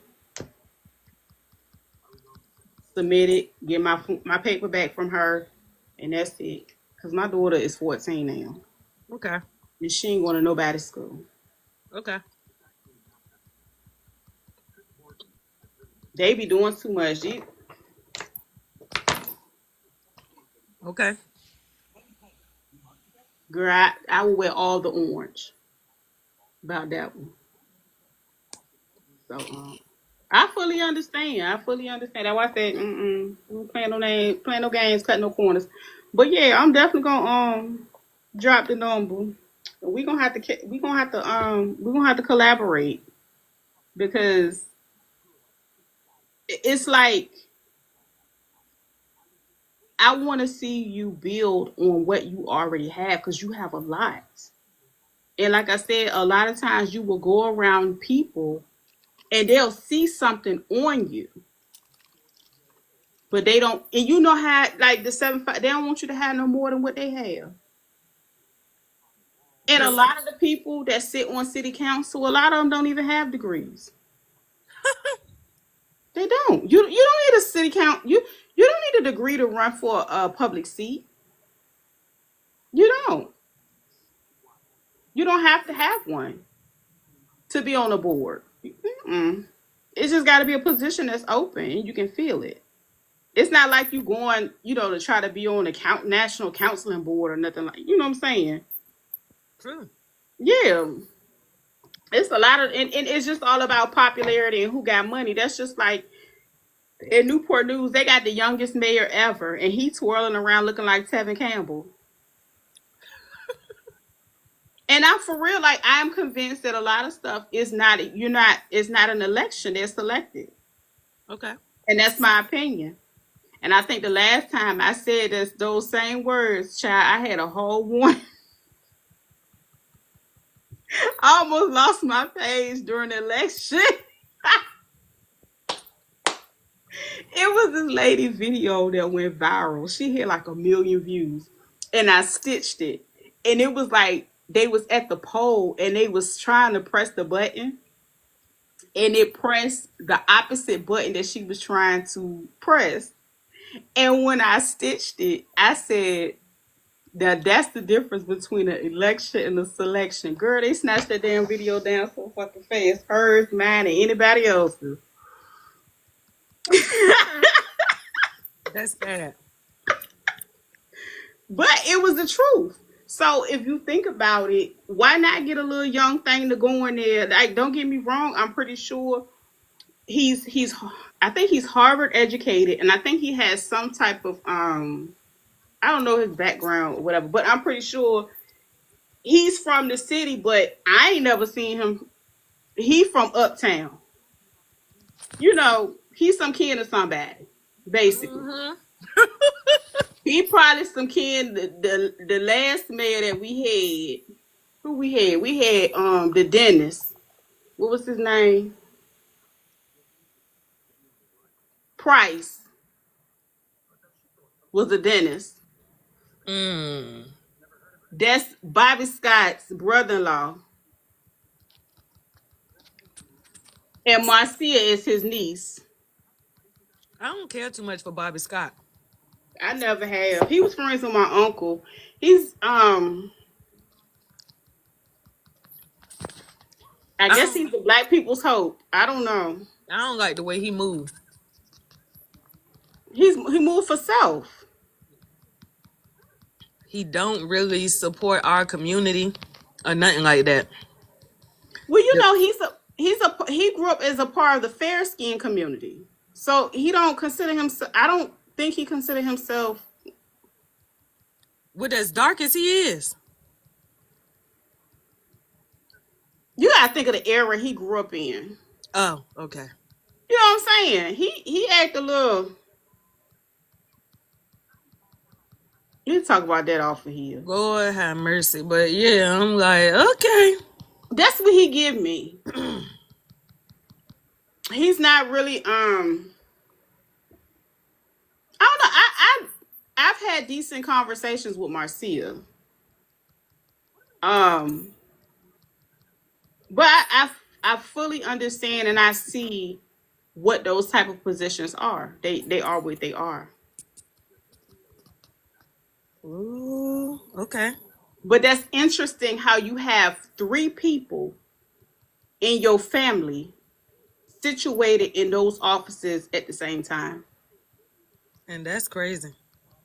And you cannot convince me that Tevin Campbell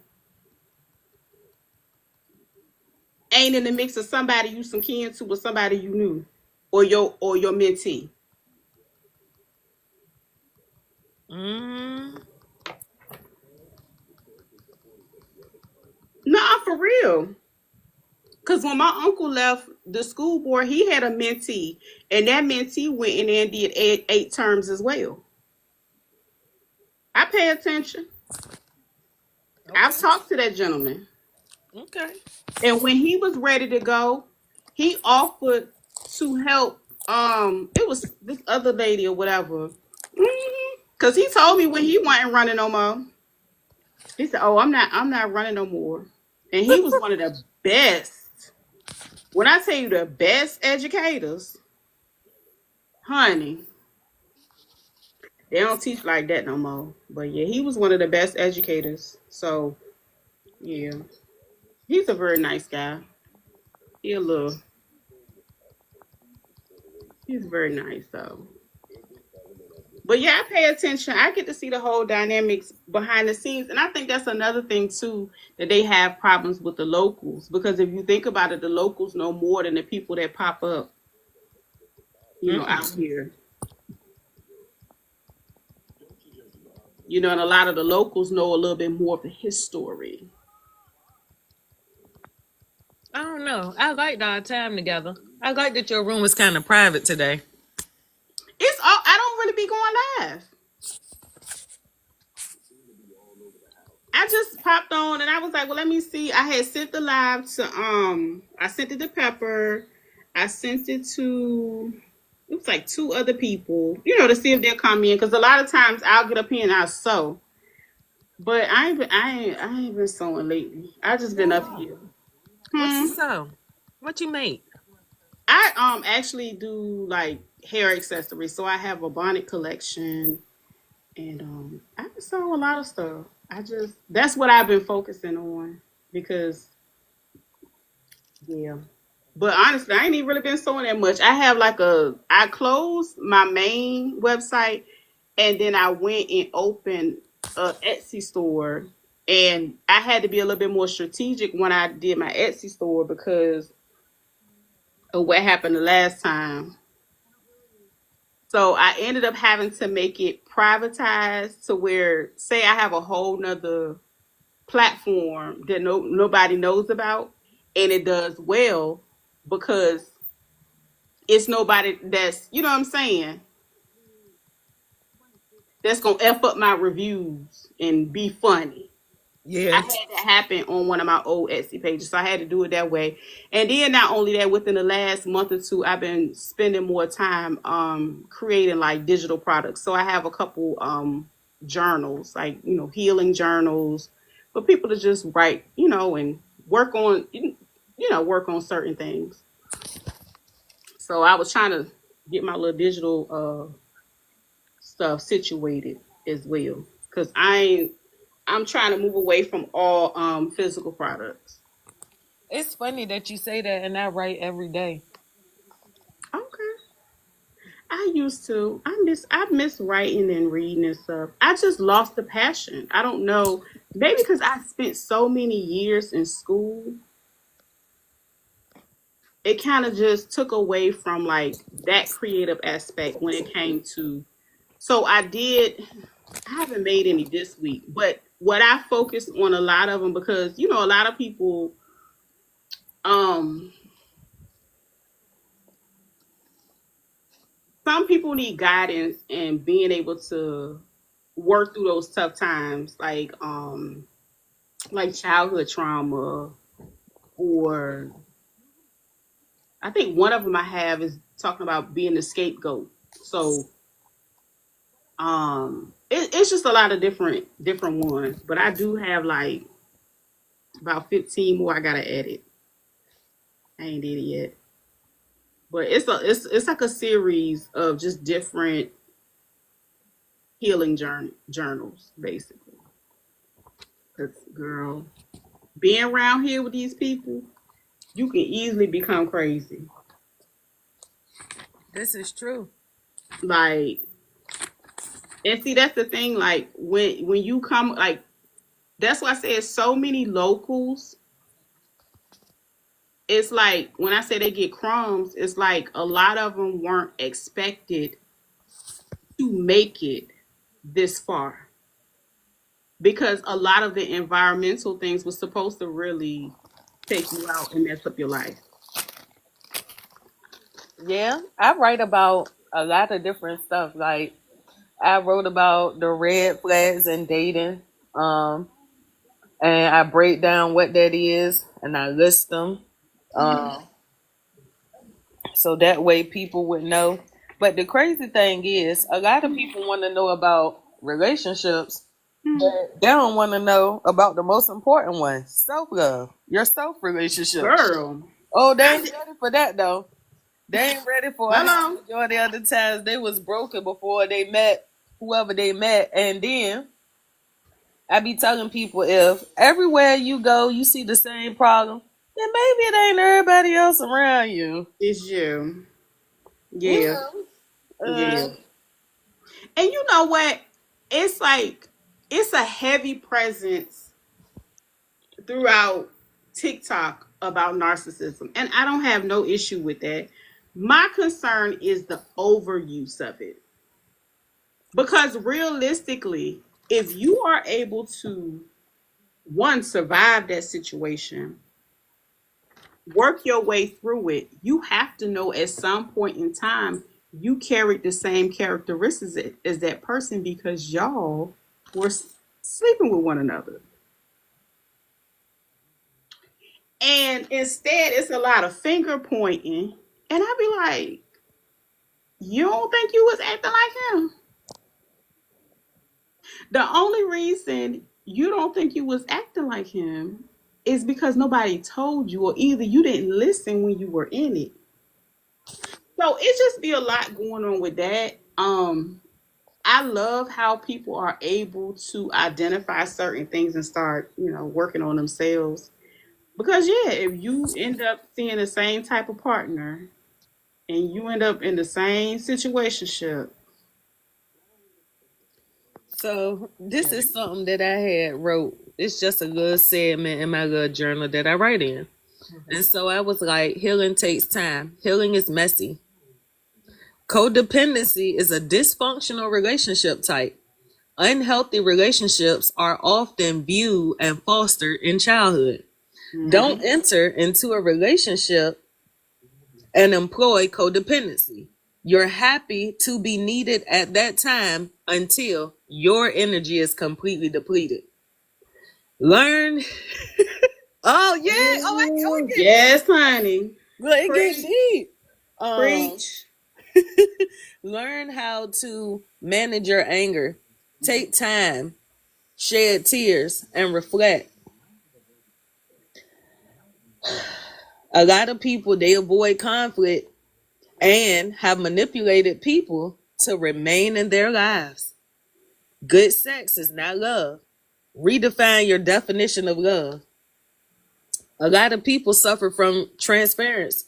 Transference is when you enter into a relationship and transfer people and problems from your past into your current relationship. Many people were raised in broken homes or bad environments. Many people never learned love, never felt love, never established boundaries. That's true. So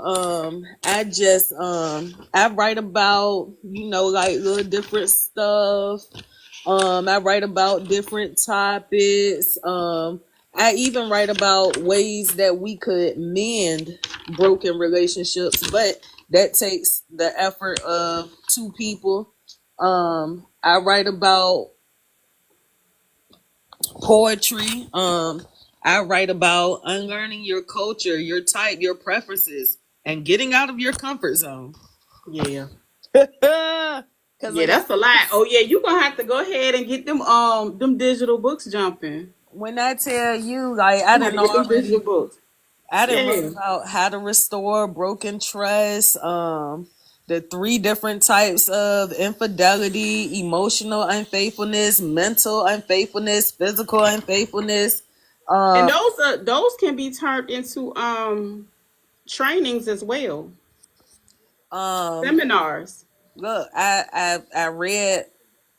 I even wrote a little segment on uh how to love after betrayal. I wrote about a person who is unsafe, and then I listed a few of those things. So these are 7 things that I found to be very unsafe. 1, people who are inconsiderate. 2, people who are inconsistent. 3, people who are controlling, overtly controlling. 4, people who are irresponsible. 5, people who are insecure. 6, people who are immature. And 7, people who are envious. Ooh, they Ooh, scary. That last one, they dangerous. ooh. Jealousy is like one of the scariest. Listen, because you never know what they will do. Believe No. it or not, I wrote a whole poem about love and what that is in a healthy way, in a healthy version. It's called Love. I had wrote this poem and it's called The Smile. And you gotta go right now. Who? Yeah. You Go the one where? who got stuff to do. I thought you had a paper to write. I said I had a paper to write. No, no, no, no, no, no. What I'm saying to you is, okay, basically everything is already written. I have digital books. Oh, that's I dope. have to organize them. And then I That's have dope. to, I you ain't know know what I'm you had saying? digital books. I need to Yeah, just learn a I lot mean from you. they like mini journals, like self-help journals. So they small, they're not books. They're not long. So they like self-help ones. So that's why I say a lot of the stuff you saying, that stuff can be structured and made into a digital product. So, peep this out. I wrote this and it's called The Smile. The smile feels so much better when God gives you joy. The joy is eternal and spiritual. The spirit of joy is deeper than happiness. Happiness is a temporary feeling. This joy that I have, the world didn't give it, and the world can't take it away. Joy is such a beautiful experience. The smile is so much better and brighter when it's authentic. The smile feels so much better when it's not masking pain. The smile feels so much better when you've healed from childhood trauma. The smile feels so much better when it's not covering sickness, depression, trauma, mental illness. The smile feels so much better once you free yourself from your lies. The truth sets us free, lies keep us bound. The smile feels so much better when there's no scam, con, deception, and manipulation behind it. The smile feels so much better when you have freed yourself from all of your dirt, hurt, and pain and misery you cause others. The smile feels so much better when you have peace in real life. The smile feels so much better when you can sleep at night. The smile feels so much better when your heart is free from bitterness. The smile feels so much better when you apologize for your wrongdoings. The smile feels so much better when you forgive others for the wrongdoings they did to you. The smile feels so much better when you forgive yourself for your past mistakes. The smile feels so much better when you focus your energy on positive things. The smile feels so much better when you decide to chase your dreams. The smile feels so much better when you surround yourself with positive people. The smile feels so much better when you rid your life of toxic traits and people. The smile feels so much better when you finally decide to heal, to be whole. The smile feels so much better when you stop getting your lip back. The smile feels so much better when you don't seek revenge. The smile feels so much better when you love, accept, and care for yourself. The smile is yours and your choice, your feelings, your joy, your love, your peace, your growth, your maturity. The smile is the making of you. Don't let anyone take your smile away. Oh, that's good. That's deep. Cause I ain't gonna lie. Some people, they just heal different. They heal different. Their journey is different. Cause I ain't gonna lie, child. I done had plenty of journeys.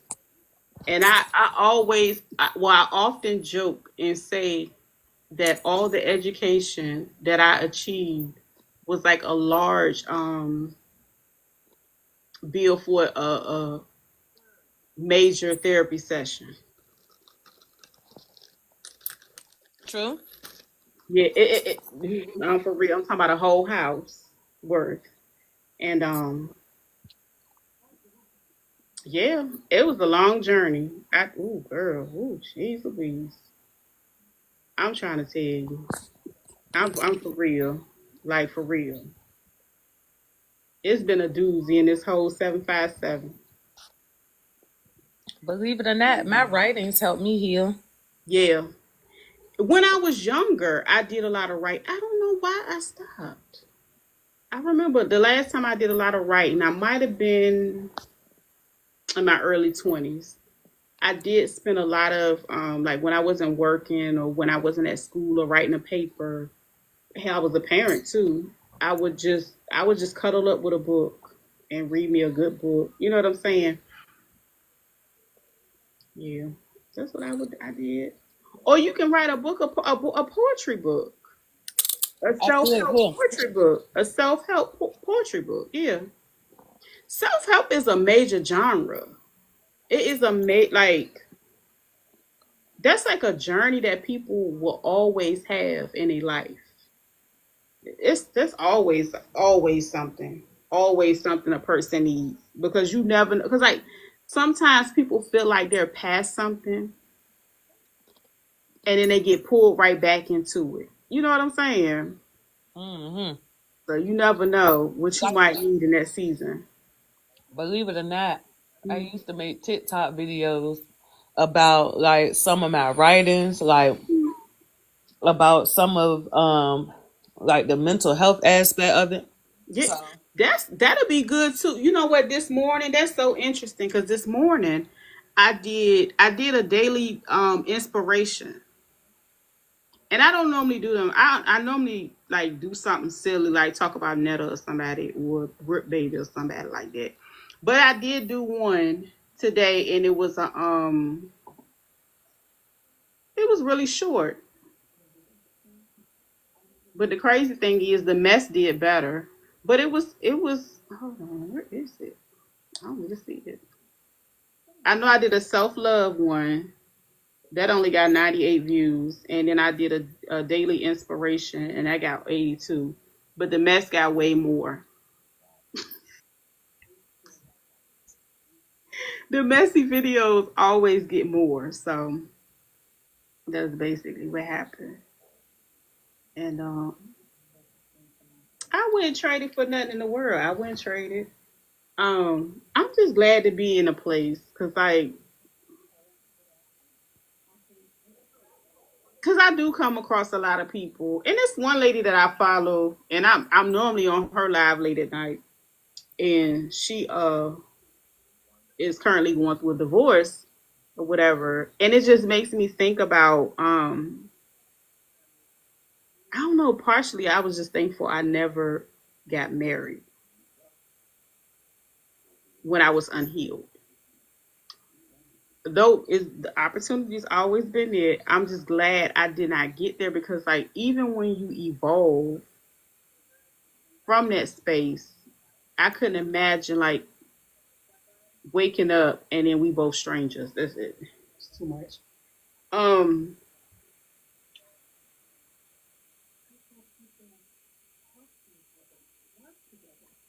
it's crazy because a lot of the friends that I did have that were married, a lot of them wanted to be single, and a lot of the single people wanted to be married. But I remember one thing that stuck out to my last friend that was like going through the well separation or whatever. She was very angry and she was very bitter. And I will often say to her, I'm like, look, focus on finding a way to be better instead of bitter. Cause she was like, you talking about lick back. What? And she was like real, you know what I'm saying, fiery. And I was like, look, you can't, you know what I'm saying? But I think a lot of times, you know, people realize they can't get that time back. They can't get all them years back. And they just be full of regret. And then they just got to go through the whole emotion of forgiving themselves and finding out who they want to become because they lose their identity. And, a lot of people still stuck in the same ideology. It's better to have a piece of man than not have a man at all. Um, the things that were taught and instilled. So, I don't know. But yeah, yeah. so I actually like that. And so one key thing that I had to realize, and this just another snippet of something that I done wrote. So healing, Come on, Maya Angelou. unlearning. One key aspect to our growth and development is the ability to unlearn. Unlearning means to discard from one's memory. Healing is messy because it requires one to first self reflect after you honestly reflect on your thoughts, actions, and behaviors. The truth sheds light on our individual darkness and grants self awareness and freedom. The heart will replay what it is not healed from. It keeps replaying suppressed memories. So, first, we must self reflect. Discover yourself, reflect on poor choices, uncontrolled circumstances, pain, trauma, etc. The second thing we can do is identify your weakness or problem areas. Examples: lying, cheating, bad communication, childhood trauma, bad attitudes, insecurity, manipulations, deceit, and etc. It's possible we've learned things the wrong way. The third thing we can do, decide to work on slash improve areas of weaknesses and forgive yourself for things you did in ignorance. The fourth thing you can do is unlearn the toxic slash bad behavior patterns and unhealthy coping mechanisms that we have. Like sometimes people have Sometimes it's alcoholism. Sometimes it's drug use. Sometimes it's obsessive eating. Or for people who got eating disorders, sometimes it's bulimia. We throwing up, we doing everything that does not benefit us to help deal with issues that have already hurt us. Yeah. So the fifth thing in this process we can do is relearn or learn healthy behavior patterns in order to feel better and grow. Number six, implement healthy behavior patterns and establish boundaries and start your transformation. Number seven, align yourself with people who will accept you and your boundaries because old keys won't open new doors. That's a fact. Yeah. You feel what I'm saying? So Yeah, you right. I write about stuff like that.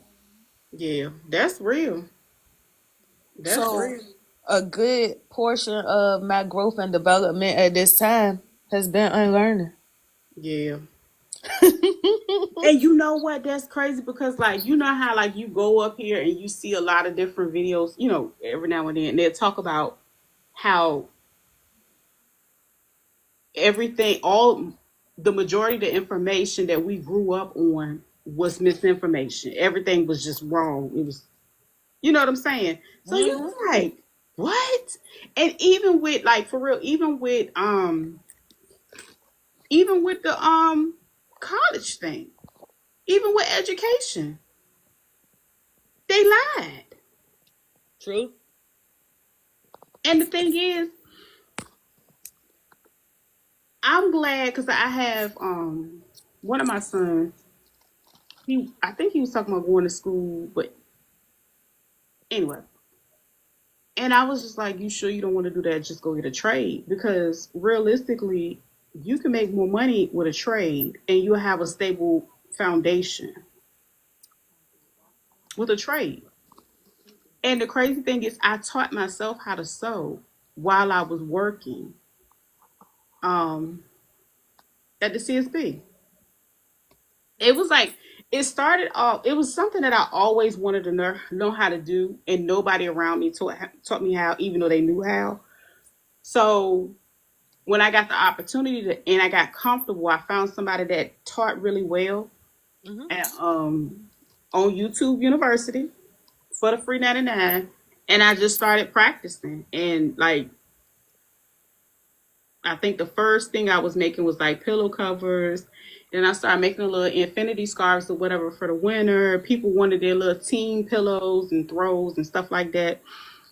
So that put me in a that was like really the start of my second part of my healing journey. Because like the first part I feel like it happened when I started really diving into human services and counseling. Um One thing I didn't touch on was back when you said that they were starting to incarcerate people for homelessness. Um, I think that was something that a lot of cities actually started going through recently. But to know, and I'm not making excuses, but to know the history of like how social work, well, not social work, but how, at one point in time, there were a lot of mental institutions that people were really in, that they stayed in. There were way more facilities until they changed it. No, for real. It was a lot. Like, um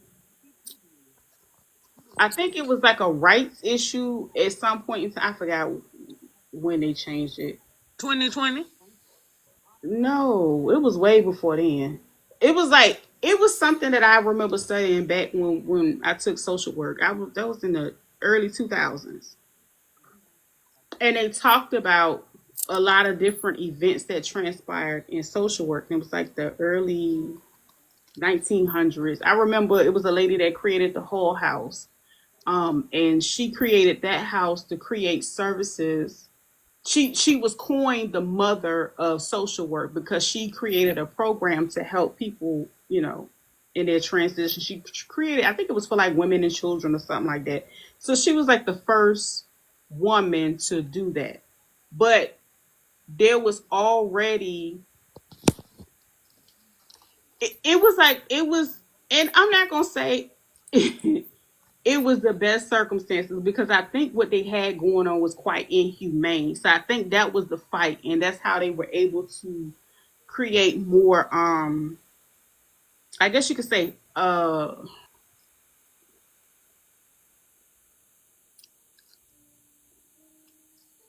Well, they changed the laws to where people could live within the community, basically, instead of being in an institution.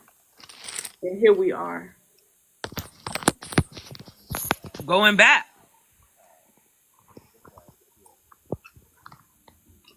Um, I do think we should have more. I do. Because what happened, essentially, if you really look at it, in my opinion, the prisons became, and the jails uh, became the rehabilitative places, and they are not equipped. Hell, they can't even get the people the beds they supposed to have. So, yeah, I think they leaning towards that a little bit more to open up more. So peep this out. We already got a $1 billion prison industry. Yeah. So I'm like, prison is is literally the thing that we do here in America. We only got 5% of the world's population, but we got 93% of the world's prisoners. What does that tell you? If you're not likely to do anything, you're likely to be incarcerated here. We also give out longer and lengthier prison sentence than any other country around the world. Like, people not going to jail for 2, 3 years for child support in England. It's fine. They get fines for that. Like, it's like some of the stuff that they really lock us up for and keep us But you know, like they but you don't know, do it in other countries. a lot of them other countries don't have all them pew pews either. Only their militaries and their police have them. You got to think about it. Their goal right now is to find a reason to disarm the Americans fully. And if you pay attention to what's been going on the last couple of weeks, it has increased. Every day this week, they've been talking about 5 people over here, 11 people over here, however many people over there in different cities. Now, I don't know if they're playing in our face or not, but a lot of times that's used to push laws. And that's something that they've been trying to do for a while too, to find a way. Hmm.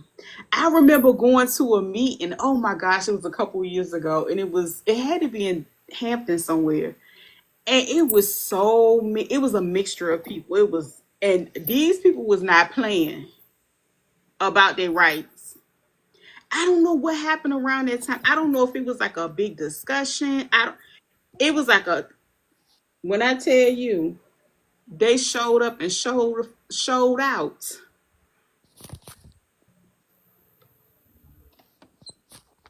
These people was coming from far and wide. It was one lady sitting on the same row. She was like, she don't own a television. But she had a pew pew. That's right. They they not, so they already know.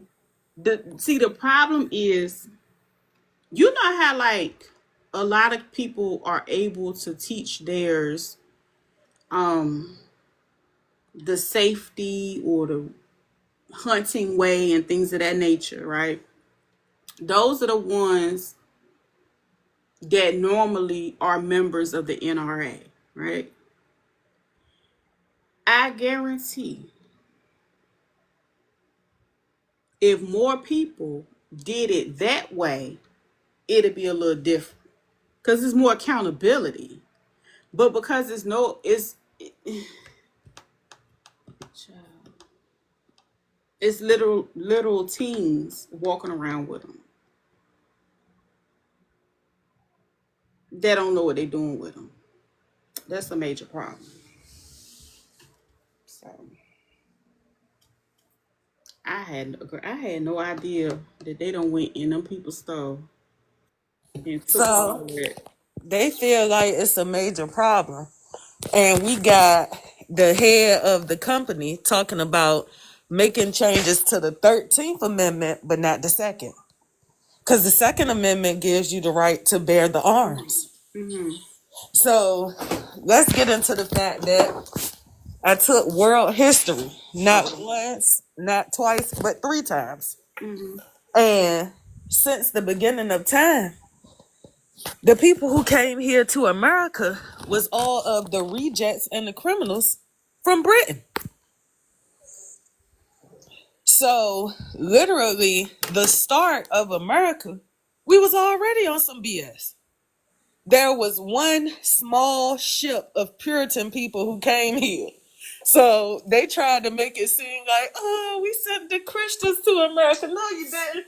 You sent all the whores. You sent all the thieves and all the riffraff of the time on several boats to America. But ain't that what they was doing when all the people was coming recently with the book bags and stuff and coming across the Canada border? That's what I'm saying. So this,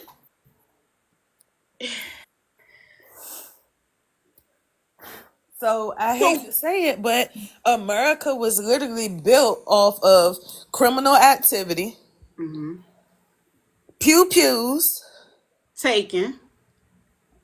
and race, Mm-hmm. slavery. Like, what do you mean? It's crazy. So that's why you think they didn't want critical theory in Florida? I don't know, but I'm like, the right to bear arms and lie, cheat, and steal and manipulate is the real American way. That is the American way. But see, this is the thing. A lot of the people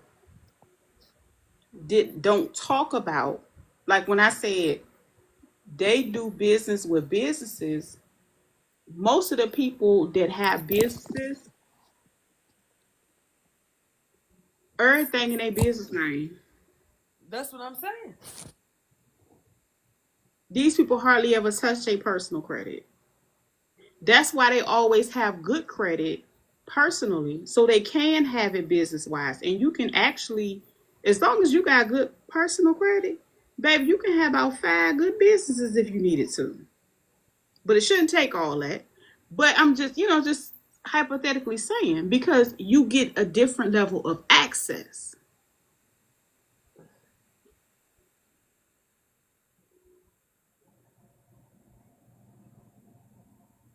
Yeah.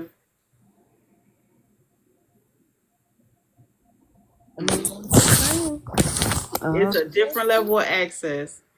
And then, you know, a lot of people,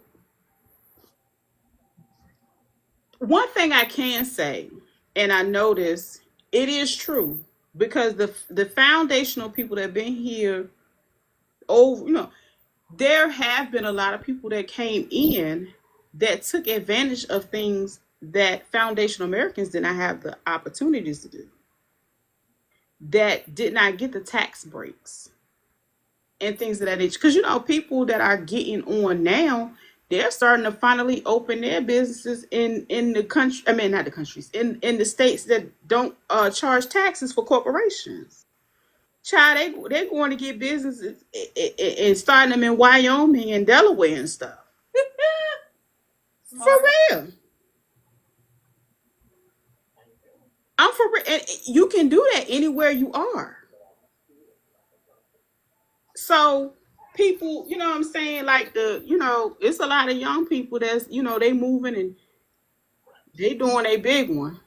They moving at that credit. They moving and getting access to the capital. They know what they doing. Because realistically, as long as that credit score good, you straight. okay. And see, a lot of people um in this economy, a lot of people, either you gonna sit and it's gonna be bad for 7 years, or you gonna go ahead and use that tool, that bankruptcy tool, to reset your life and go ahead and do it. You see what I'm saying? Like, a lot of people were all like, growing up, nobody told you that it was that, like, that girl. Nobody told you bankruptcy was that girl. They didn't tell you that. They made it sound like a horrible thing. Our felon and chief officer done filed how many times?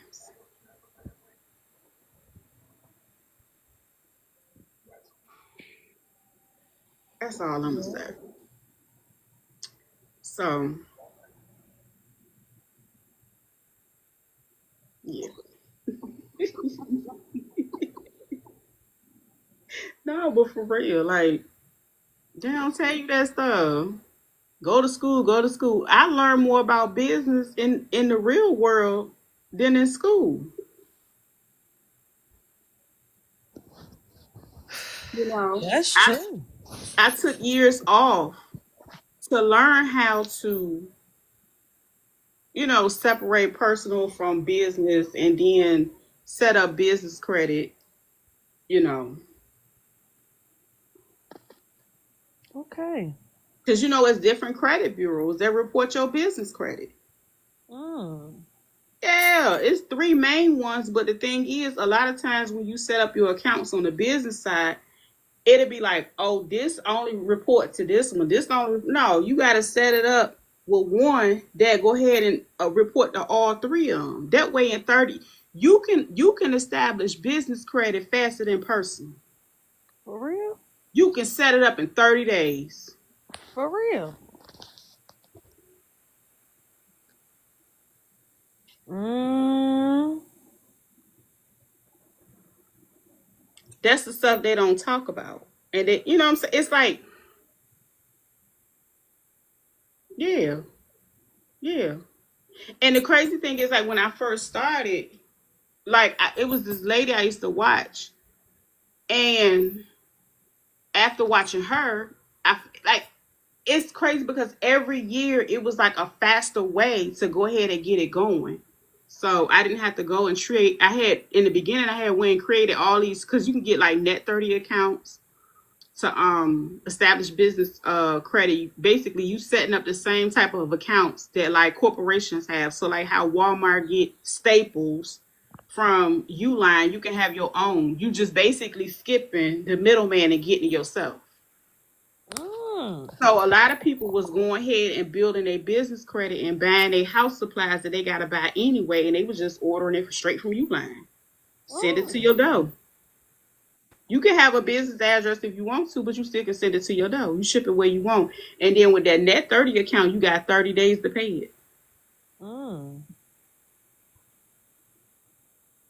Yeah. But what happened was a lot of people was I like the net. I ain't gonna lie, the Net 30s they come in handy, especially when you need to get your supplies and when you try. If you gonna go ahead and get it, you can go ahead and get it and use your business stuff to get it. You ain't gotta go to them people, or whatever. So then it was another guy that came up and he started teaching how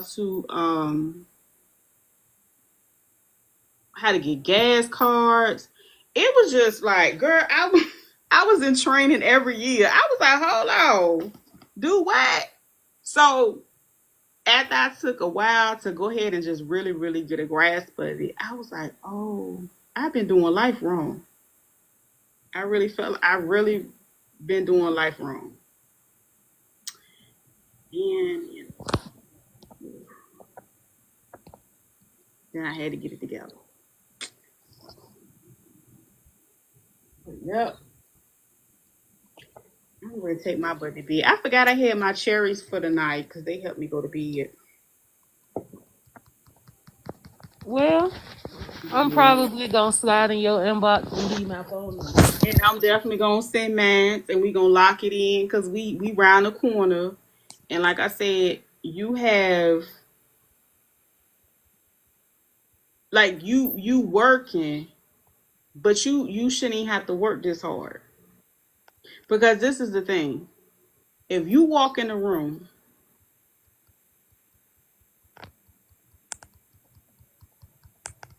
if they know you have a certain skill set, it should be nothing to do business with you.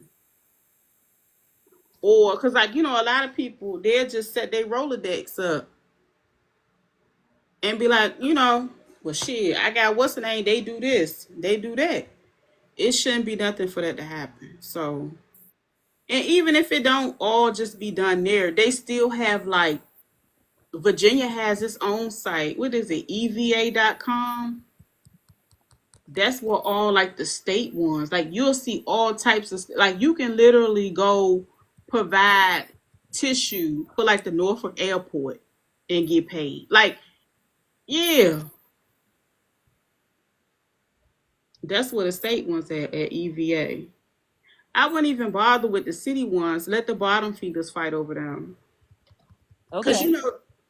I'm just saying, like you can look at them, but it's not really a lot of opportunities. And what happens is, most of the money come from the Fed down, and October 1 is the first quarter of the fiscal year, so that's when everything comes out, In October. all the money. Yeah. Yeah. So like right now, a lot of them is using what's left over. And the fourth quarter is, what I'm saying, if you had everything already set up, that wouldn't be a bad time either because the fourth quarter um can be used to, apply for stuff and people just trying to spend the funds at the end of the quarter. You know what I'm saying? Up until September the 30th. But normally everything, and I don't know, I wonder how they gonna do this now. I wonder if they're gonna be even tighter because all the budget cuts. Hmm. I don't know how that's gonna go. But I don't see it as a bad thing. I still see it as many opportunities.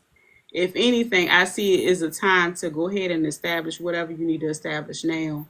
That way you'll be ready. That way you ain't got to get ready. This is true. Yeah, so let me get off here because I can talk all night. It was Well, nice talking to you too. nice talking to you too. I'm gonna be My name sleeping is though. my name is Tamika, so I'm a T also. So Oh, my real name is Tiara, but they just okay, call me T. come on, girl. Yeah. All Look, okay. I'm a um I'm gonna message you. right. Okay. All right. Good night. Good night.